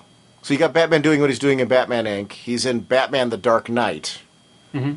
And then he would be in Batman and the Outsiders. Because those would be the 3 Bruce books, right? There's not a 4th. Because Batman Streets of Gotham is ending. Yeah. Okay. So that would put Bruce in 3 books. Okay, I guess is what I'm saying. It is, it could very easily be Bruce in there, and I'll probably enjoy it. So it's, again, I don't know, I was just... For a while there, I was thinking Outsiders was completely ending, and they weren't going to bring anything going forward. No, I think they're going to Batman and the Outsiders after this, is what the direction is going to be for this. Because I think issue 40, I think it is going to be, I don't know if issue 40 is going to be the final issue, or if they're relaunching, or how they're doing it. But my understanding is the series is going to be Batman and the Outsiders after this. So issue 40 is the one Batman arrives in an attempt to unite Black Lightning's team with Geoforces for the final battle against Veritas. Whoever Veritas is. So we don't know any of that yet. But as one teammate is lost and others leave, Batman must determine if it's time to disband the Outsiders forever. So it sounds like Batman's going to be making the decision. So be curious to see which team members stick around. So it's going to be curious to see which one goes. Would you want to interestingly like to see stay on the team? the Olympian, because I love that character. Yeah, he's kind of a cool character, and I give you completely on that, but I don't know. Part of me is just thinks get rid of him and Looker. We keep Halo, Black Lightning, Katana. We keep Grace, and of course we got to keep Thunder. Why Looker? Why get rid of Looker? I don't know. It's just something about her. Just I don't want to say to me she doesn't seem like. I don't want to say she doesn't fit. Just something I always like. Do we really need her around? See, and you never read the original Outsiders where Looker was a part of the team, so I think that's where we have a different experience. Exactly. I had no idea she had any connection or any of the original tie-ins or that kind of stuff. Yeah, see, I grew up reading Looker on the Outsiders, so I was glad to see the character return. So I don't know. I'm curious to see. I think, personally, the number of characters that are in the book right now, it makes sense to have two opposing forces coming against each other, which is obviously what this is leading to. But at the end, I think that's too many characters from one team. So I do think it needs to be pared down a little bit when they merge, which is inevitably where this is going. I'm curious. The funny thing is, when I saw Grace and Thunder, I'm with you. I'd like to see them stick. Yes. I was glad to see them back. What are your feelings on Freight Train? Yeah, actually, I forgot to mention him. He's another one I'd like to see stay. He seems kind of interesting. He's got the darkness, and same thing with Night Owl, another one, and Owlman. Yeah, what'd I say? Night Owl. Oh, Owlman. Sorry, Owlman and Metamorpho. Two people I'd like to see continue on the team, and I want to see Black Lightning in command. You know, maybe a field general or Bruce's second in command if Bruce is on the team, or just a recognition of that he is a leader. And because that's something I enjoy that character so much. And I don't know if we'll be able to keep Geoforce if Batman and Black Lightning and him, or all three of them, are on the same team, because all three of them are very alpha males. I can see Black Lightning nodding to Bruce saying, okay, what's the idea? And I could actually see a mutual respect between the two of them. But Geoforce does have a really massive ego that I could see him having difficulty dealing with the three of them on a team together. Except that they were on the team together previously. Yes, I know, but you look at how he's been dealing with stuff currently. And with the connections that, whether it's psychotic episodes or whether he's still seeing his dead sister or all of that stuff playing out, I don't know. There's definitely something not right with him. What if though Bruce is going to be the glue that brings them back together, and it goes more squad based like it was back when Chuck Dixon was first writing it? Remember that? Yeah. Which I thought worked out very well, where you could then have these two being field leaders. Of the two different teams, and Alpha team here, Bravo team here. Yeah, it definitely could work as well. See, Bruce, but again, organizing it a bit more? Yeah. Well, yes. There could, and again, that would kind of fit to what I was originally saying with Bruce making the appearances as the command, but not actually in the field. See, I want to see him in the field. I want to see him with him. So I think we're seeing what we want from this differently. I do want to see Bruce on the team, and I want to see him with them. I'm anxious to see Batman in the outs because he's not on a team. And if they're not, I guess it goes back to, we had a discussion earlier in the episode about putting together a Justice League team. If I like seeing Bruce in a team book, I think it's always interesting to see him work on a team dynamic. And if he's not going to be a part of a Justice League, because Dick Grayson's in that role, then I would like to see him on the Outsiders. I would like to see him working regularly in a team dynamic with a larger team, because that's where we get those great opportunities to see the strategist that Bruce is when he's working with a group of people, using his mind to help organize their power sets and being a team leader in the field. And obviously I'd like to see him fighting with them in the field as well. So I guess we're in two different places on that, because I want to see him in that role. I miss him on a team book. And I honestly, if he is on the team and in the field, I probably won't object to it. Because everything you're saying about Bruce on the team, just the strategist and that whole mindset and that the skill set that he brings, I enjoy reading as well. So it's one of those things where I don't know where this is going to go. I don't know what's going to happen to the Outsiders. And Outsiders has been a waning title for me that I'm not sure where they're going. I'm not sure what their future is, if they have any at all. So I need something to pull me in. Now, the way the two different teams looks like they're coming together, that's something I'm going to definitely need to see where it plays out, what Bruce does. So they have me locked in until we get through the story, until we get to Batman and the Outsiders. So I'm interested enough in these characters and this team to see where it goes. But this is one of those books that has been in an unknown status for me. Speaking of that, it's one character we didn't talk about, an issue that I know we both liked. Because I agree with you, this is a book that I think with the team being so much in turmoil, it's getting hard to rally behind them now because they've been in turmoil for, I think, too long. I think at this point we need to see this team come together.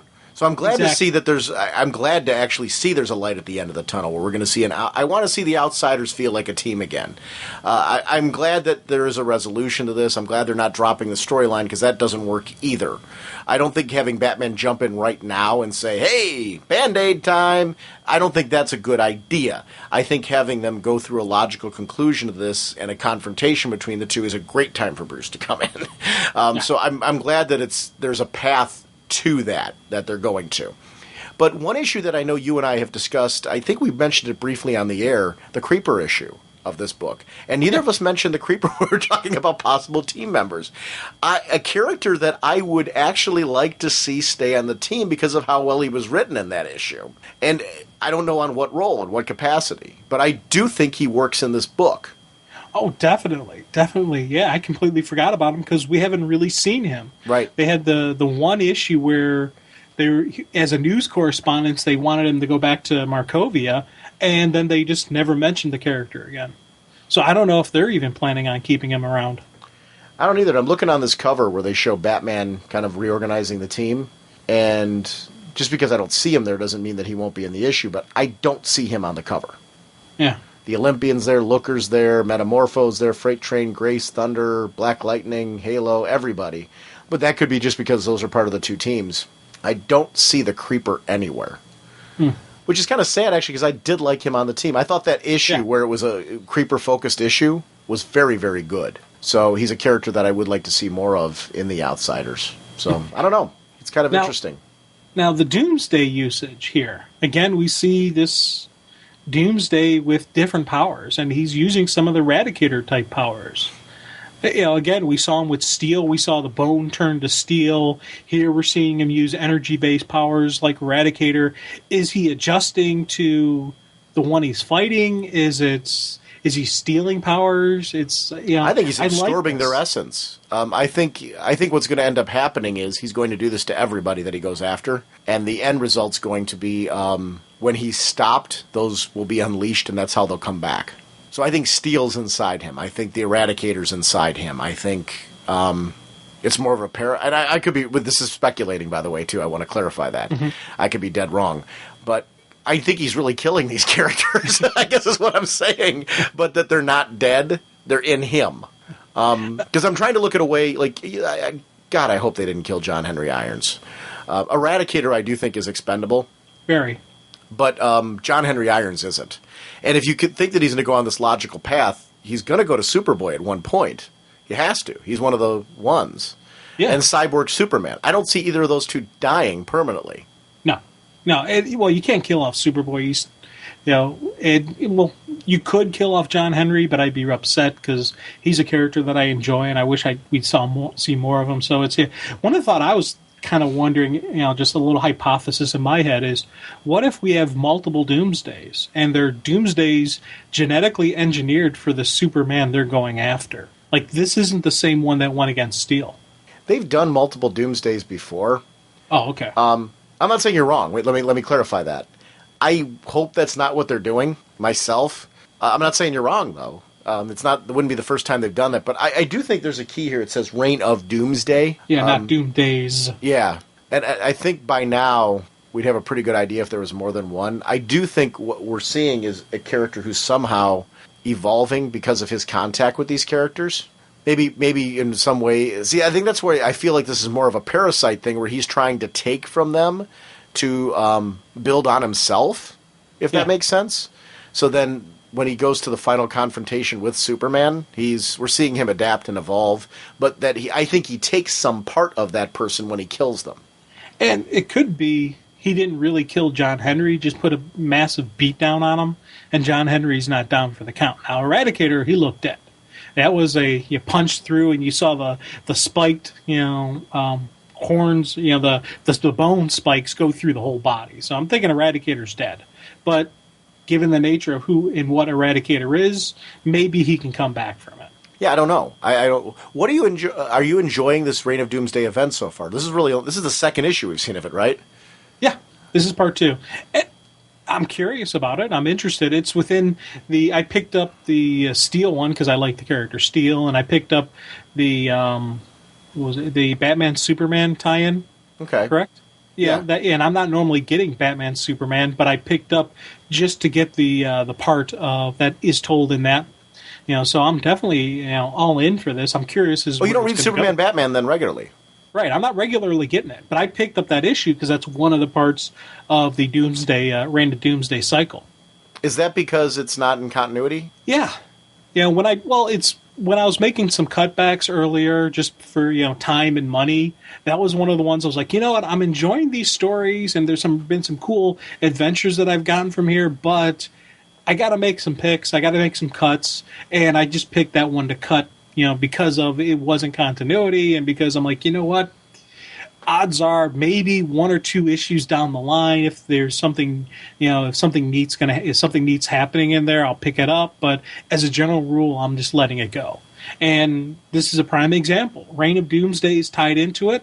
I picked up the issue that's associated. Okay, that's interesting. I'm always curious to see what you're picking and why. So that's interesting. Jim, can we jump to Birds of Prey? Number 10? God, yes. This is one that I know we both wanted to end off talking about, and we're definitely going to do that. This is the final part of the death of Oracle. And I was curious to see what was going on here. Okay, call me a total dunce now. I had no idea it was Hawk in the helicopter. Yes. I was like, how do we pull this one off? Very cool swerve there. But the MVP for me in this opening part is Huntress. Yes. I really liked how she was selling all this and the risks that she took. Realizing the mental state of the calculator and the villain that he is, saying, what can I do now to break down their faith in him, to really make him lose some steam? But of pivotal importance in this whole thing is making Calculator recognize that, hey, you did all this, you killed Oracle. Do you know who she is to the superhero universe? I love that. You pissed off Superman. I mean, that was her coup de grace line there, saying, you've taken people who normally, fight on the side of truth and justice, they're about fairness and all that. You killed their friend. What do you think they're going to do to you? But also setting up a way for Oracle to operate on the sly by saying, you got to remember, this is a viral thing. Oracle, it might be gone, but her presence is everywhere. And that's kind of how she's become like this symbol and that type of thing. It was very cool how all this played out. I really dug it. I didn't know what direction they were going in, and I didn't think it was going to go where it did. With her operating behind the scenes now, in a true sense, she's not going to be the 411 of the DC universe. She is going to use people like Proxy and stuff like that as kind of her public eye. She is going to stay behind the scenes and really tackle the things that the other heroes can't, because she wants to be viral. She wants to be this, in the shadows kind of person, taking Oracle back to what it was as a concept, making this team more of a strike force than it ever was, than it has been in a long time, I should say. Almost going back to the team's roots. I really like this. Oh, definitely. And I like how it's, one, you're talking about Huntress was just beautifully and goading and just baiting and just completely playing Calculator. They had to make little modifications because of some changes in the plan, but in the end there, just making him look weak in front of all those other thugs and killers. That was absolutely psychologically perfect. It's the prison mindset where if you're in prison and someone punks you out or someone, takes something from you, if you don't respond back immediately, if you don't stand up, everybody else around will look at you like you're just a nothing. And, they'll just take from you, beat and various other nasty things to you if you don't have that strong persona. Right there, completely exposed Calculator as being this weakling. He's no longer this great Calculator, this powerful villain. No, he's definitely, really, kind of belittled him in their presence. And I thought that was a wonderful move. It even got to the point where Calculator's sitting there, no one speaks of this. No one, not ever. He just took out Oracle, one of the a big name in the hero community, and he doesn't want any recognition from it. All these guys around him couldn't understand that, because that's a great street cred. That that's something that would really, hey, I'm the one who took out Oracle. That'd be something that people would actually look to and actually respect amongst the evil, villain type of community. But he's backing away from, saying, I don't want this. Kind of, looking like the little scared kid that he is. That was just absolutely wonderful. I can't tell you how much I enjoyed seeing just the psychological play that we had throughout this issue. Who do I call to commission this cover as a poster? Oh, God, yes. This is, first of all, this Stanley Artgerm Lau, and I apologize for any name butchery in there anywhere, because I truly mean this as an excessive compliment. Every cover's been brilliant. This one in particular, it's got everybody. We've got Batman and Robin together, Dick Grayson and Damian. Then we've got Bruce and Tim. And we've got, Hawk and Dove, and I mean, just a whole team, or Huntress and Black Canary, and Batgirl. His Batgirl's great. It's just such a great view of the whole Birds of Prey world and everybody associated with them. I just love it. It's just a beautiful looking cover. I would love this as a poster. Yeah, and I like Barbara with the veil over her face, kind of holding the Oracle mask / imagery and all that. Yeah. Oh, and it's really, the Oracle face is the brightest color on the title, on this cover. So it's even just, not just visually, it's the coloring. It's just this total art team working. That's not Oracle. That's that villain who goes into your head. What, on the cover? Yeah. Take a look at that villain in the book. She's the one that wears that veil. Where'd you take that as Barbara? Because, I mean, isn't it the same outfit? Hold on. Because she's wearing the same dress. You are correct, sir. That's that villain. I'm wrong there. I thought that when I first looked at this, I thought that was Barbara, because it's the whole Death of Oracle kind of, in mourning type of deal. Right. But if you take a look, she's wearing the same dress. Okay, yeah, definitely, you're right. I mean, I see where you get that because of the red hair and everything, but I didn't take that to be Oracle. Yeah. So I get that. I was glad to see the Oracle. I love the cover, regardless of who it is. I guess if you would take it in isolation and you didn't read the issue, it would make a great poster, because it does look like it could be Oracle. with the mask and everything. I just love the cover. I think it's a beautiful looking cover, regardless of who that person is holding the Oracle mask. Yeah, now, how cool is it whenever Black Canary kicks butt? Oh, JLA style? Oh, yeah. That was so great. Because it was cool to see the confidence in her. And when Hawk showed up, one of the things I liked when Hawk showed up was the recognition of the fact that these two have not been working together.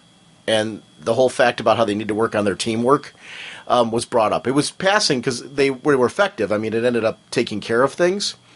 But I liked that there was this acknowledgement that, hey, we're running off doing things independently and not working together in tandem. And I think that's something moving forward we're going to see from this team, more working in tandem as they grow. But Hawk's a loose cannon, so that's going to be interesting to see what it takes to get him on board doing that. I like that acknowledgement, though, with something that we shouldn't see those two operating the way you would expect Huntress and Black Canary to in a battle, if that makes sense. Yeah, yet. Eventually, I think we'll see those two in sync, and we'll probably get some really cool combos between the two of them, just because they're both experienced combat fighters. So when you get association, you get some time together, I think we're going to get some really cool pairings between Hawk and Black Canary. Yeah, but I like that acknowledgement because that fits him, because he seems to pop up whenever he feels like it versus when he should be for the team. Yeah. And that becomes a major issue. I love Huntress jumping on the back of the van, though. Huntress, for me, this issue, I agree with everything you're saying about Black Canary, but boy, do I love Gail Simone's handling of Huntress. This is a character I've always loved, and I think that she just continues to evolve her. It reminds me a lot of her development of Black Canary. Where she's taken Black Canary and taken her to the next level. I feel she's doing that gradually with Huntress, not just dropping her in, wow, Huntress is like, this master of everything. She's very much still acknowledging who this character is, everything of where she's come from, and putting her in a place that makes sense right now, but continuing to make this team be something that steps her game up, pushes her forward more and more. I'm enjoying watching her character growth in this series, because I think it's something that those around her are acknowledging, where they're deferring to her now to take more of a leadership role, if that makes sense. Like in that combat sequence where Black Canary wasn't there, who did they look to? Huntress. I like that. Now, that final sequencing when they're all together, were you as happy as I was to see Misfit around? Absolutely. And especially Misfit talking to Batgirl about the purple. Yeah. And all that. It was cool. The little bit, oh yeah, nice costume there. Kind of, I'm hoping we get more interaction between the two of them, whether it's in Batgirl's title, whether it's in Birds of Prey, however you want to tie it, I want to see those two interacting. Because again, we talked earlier about the relationship of the Wayne family, with Tim and Damian and Dick and the brotherly type of relationship. Those two together will be a very interesting connection, seeing whether they're able to get along, whether they're going to have issues, because Misfit wanted to be and still wants to be Batgirl, and here's somebody else here's a new Batgirl, so she's kind of overlooked, but she never really was in the running for it. So it's that whole, where's she going to go? What's she going to do? Well, I hope this nod means we're going to see her in Birds more. I'm hoping. Definitely hoping. Because I really do enjoy the character, and I think she'd play off of this team well. I don't know if, I'd be curious to see if Gail's ready to use her with the current team dynamic that's there, or if she's got a plan. I'm curious to see. I just love the character, and I agree with you. I'd love to see team-ups with her and Batgirl from time to time, because I think that would be interesting as well. It's funny, I'm glad that they didn't choose her to be Batgirl, because I think Misfit has her own identity. And I like the idea of Misfit. I think she just kind of. I'd like to see the character again utilized more, kind of like Black Alice. I wouldn't want to see Black Alice become a different character. I think Misfit's worthy enough to have developed her own identity, and I think spoiler, it was her time, if that makes sense. Something that I didn't catch on my first read through. What? When we first see the heroes calling out to Barbara, calling out to Oracle, and she doesn't respond, I didn't notice that when she's addressing the Bat family, in the panels behind her are those three different heroes playing out their story where all three of them successfully complete their mission on their own. And they didn't really need Oracle to do something to help them. They were able to handle the problem and, succeed successfully. Because first time reading through, I was focused on the frontline stuff. And then when I went back through the second time, I'm looking at the images going, oh, wow, it's playing out. There they are. They just solved it. They finished it. And that kind of fits what she's saying, how Big Sister's watching everyone. Would anyone like some tea? They're just... And I think you're glossing over a really important point that she makes, though, because Batgirl does say to her, it's like a firehouse leaving the phone off the hook, isn't it? And, Misfit rushes to defend her right away, but Batgirl really has, Oracle has a really good response to that. Batgirl, I know this sounds weird coming from rational, calculating me, but I have faith in these people. If I'm out in the open, then the criminals get cautious, and we can't have that. Because my goal is they never see me coming. So if she's watching and they get into trouble, there is an opportunity for her to do something. It's just that she's not as out in the open as she was before. She's not, the villain community is not aware of her as this entity. So it's not like she's ignoring them. And I agree with you. I loved the fact that it played out where we got to see the conclusion of what was happening with them. It wasn't cold and like, well, whatever happens, happens. It was, I have faith in these people, and look, they make it work. Mm-hmm. And then choosing those select few that would know that Oracle still exists, and that in many ways this isn't about ignoring the hero community. It's about being a more effective force in the hero community than she ever has been, because she's become too exposed, too out in the open. So they're prepared for her. I like that. They're never going to see me coming. Another favorite bit of mine, going back to the roots of the series and the initial Birds of Prey minis and one-shots, Catwoman asking him the fact, hey, Oracle's done me a solid, Oracle's been there for me, and that type of thing. I just want to say, give my condolences, and if she's really not dead, can you tell me? And the acknowledgement at the end, if you guys want this to work, you need to become better liars. I loved that bit. It's so good. Yeah. And it was a good try on their part, because as soon as they bring it up, they're like, hey, they have that immediate, kind of violent, visceral reaction ready. Hey, don't say anything bad about her. We're going to put a beat down on you. Kind of, I want to honor my dead friend. And I thought that was a cool play, but even just think about it. She made a donation in Oracle's name, and there's just a bunch of stuff that's going to add credit to the fact that she's dead. That's something that Catwoman would do for a dead, for for this dead person that she's had some connections with, because she's danced on both sides of the fence there, where some good, some bad, some right down the middle on the edge. So it's an anonymous donation that she's making, though. And like what you said, you made an excellent point there. The point of the donation is her way of saying, a little nod saying, hey, I kind of know, guys, she's still around, but I'm going to respect what she's trying to do, and I'm going to help. So here you go. This is a donation in Oracle's name. Yeah. To this homeless shelter due to her death. I think that's cool. I think that was really cool that she was like being on the sly and a part of it. Because I like the idea of Catwoman being somebody that, while she skirts lines, she's someone the hero community can trust, even though, they're tentative with her and everything like that. It adds to the whole relationship she has with Bruce. I love those bits. It's something that's just, to me, very, very important about the character. I don't want to see Catwoman ever go back to being full-on villain. Right. Now, would you want to see her go full-on hero? We've seen that before. I mean, her books have skirted that line where she's been totally, quote-unquote, a hero. And hero of the East End, when they were doing that in her Catwoman solo series. So, yes, she has. To the point where she had to start heading down the path again. Oh, boy. It depends on where her relationship with Bruce goes. I like where she's at right now. Sirens, I think, is a great book because she skirts certain lines. And I think she makes choices based on her good heart now that I think work for the character. I think her status quo makes perfect sense right now where she's at. So I think the way that DC's handling her right now, the way the writers are handling her right now, I think is perfect. This issue is a great example of just why this character works the way she is right now.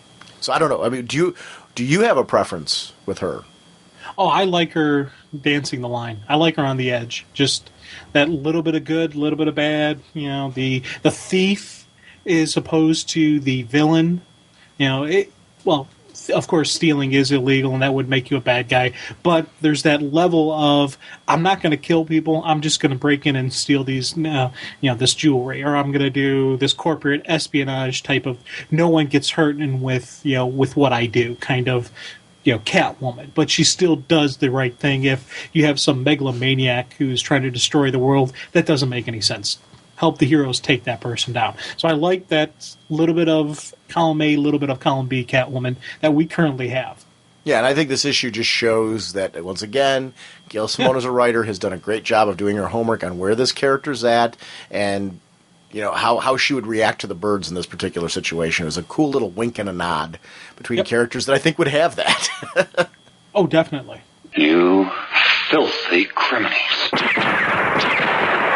Once again, sponsoring us for this episode are DCBService.com and InStockTrades.com. Don't forget at DCBService.com, do a search right in that opening box for just some of the great Green Lantern. Just do a Green Lantern search and you're going to see some great Green Lantern swag that's coming out for the movie. I'm really excited for the film, and it's one of the chances that I have to find some cool collectibles for my office where Jim and I record. So there's some things I'm looking at right now and trying to decide between. I'm amazed at how many things, from action figures to standees to prop replicas, that are just coming out associated with Green Lantern. So if you're a fan, those bobbleheads and all the cool stuff that you would be expecting, projection rings. And there's a Green Lantern movie Power of the Ring board game that's $13.75 that's coming out. So there's all kinds of things that you might want to consider taking a look at for your own collection to be able to use. So that's definitely DCBService.com. Check them out for all that. And over at InStockTrades.com, just a reminder, if you're newer to the Green Lantern, it's a good chance to take a look at some of the older material in Green Lantern and Brightest Day trade paperback. The cool thing is these are stories selected by Jeff Johns, and he provides the commentary on these tales. So these are all before his run, and just a great talent. It's a 192-page trade paperback, regularly $19.99, 38% off, only $12.39 from InStockTrades.com. Our next episode is going to be from C2E2. My plan right now is to have it out by Sunday night of next week, because that's what our releases have been. If I have any technical problems releasing from C2E2, it'll come out on Monday. So just a heads up to listeners out there, it'll all depend if I can actually release a show from the convention, then you will get it on Sunday night. If not, it'll be Monday after I get home from work. So just kind of a heads up on that. That will only be as far as technical difficulties. But the next couple episodes will be of conversations that we have at C2E2. We'll be chatting about the panels, any of the news that's obviously coming out from DC and the related imprints. Obviously, in this case, actually be DC and Vertigo would be the two imprints that we're addressing at this point. But we'll be going to those panels. And actually, any of the sometimes they have creator panels and things like that, spotlights, so we'll be going to some of those. They have, I'm sure there's going to be major Green Lantern panels there. Taking a look at Flashpoint and stuff like that, so lots of panel discussions. We'll also bring comics with us to discuss comics as well, so it'll be a mixture of news and comic commentary as well on that episode. And we'll get some listeners on and interviews too. We do, when we go to conventions for newer listeners, we not only do we talk DC, but we try to have segments on there as well from other creators who are independent, who are promoting some of their products and things like that from conventions. So we'll be doing some of those interviews as well. You know, when we're on the show floor, all of the creators that are there, I'm a big fan of comics across the board. Jim is as well. So it's a great opportunity for us to connect with people who, you know, they're really at cons, and we're about supporting comic books as a medium. So we do bend our lines a little bit when we're at conventions. So we'll be recording and airing a lot of those segments over the next few weeks on the show as bonus features. So we'll still be doing our Raging Bullets show as usual, but there will be some extra content where we're supporting independent creators and people that fall outside of DC Comics. Kind of a good chance to talk about some different sort of comics than we normally do. Our contest that's coming up. Celebrate 5 years of Raging Bullets and have some fun with the show. In honor of 5 years, we're having a contest, and your job is to create poems, songs, banners, parodies, Photoshop pictures, celebrating and even poking some fun at the various happenings during the 5 years of Raging Bullets. We're going to have 3 winners. We're going to pick our top 3 favorites of people who just come up with some creative ideas. I wanted this contest to be really open-ended. So if you got an idea that I didn't list there, please feel free to use it. The idea is just something celebrating Raging Bullets that we can use on the show or on the website just to kind of bring the listeners into this celebration with us. So have fun. If you got a creative idea, definitely use it. Jim, I think you had a couple ideas last week that I didn't talk about. Spoiler warnings. You know, if you guys hate my singing, here's a great chance for you to come up with your own ideas. And again, singing, talking, voices, some other phraseology, something that I haven't even thought of that would make a great spoiler warning. Throw it out there. That's a great idea. You're right. Listener produce spoiler warnings as well. So any of those things are welcome to be entered in the contest. We're going to pick our top 3 favorite of anything that you submit and really just donate some prizes to those people. So it'll be kind of cool. And we're going to be using InStockTrades.com, so you can go over there and look for trades. So very, very cool. And we're glad you guys have been supporting us for 5 years. So, wow, Jim, I can't believe it's going to be 5 years next week for us.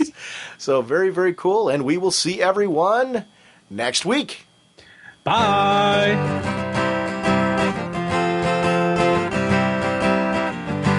Flying through space and time, 1,000 different lifetimes. Faded for love and loss and incredibly clear sightlines. Swinging your mace around, such a practical outlook. Helping the JSA and occasionally supporting your own book. Hawkman, eagle eyes can't see. Hawkman, your plan and what you do to me. Hawkman.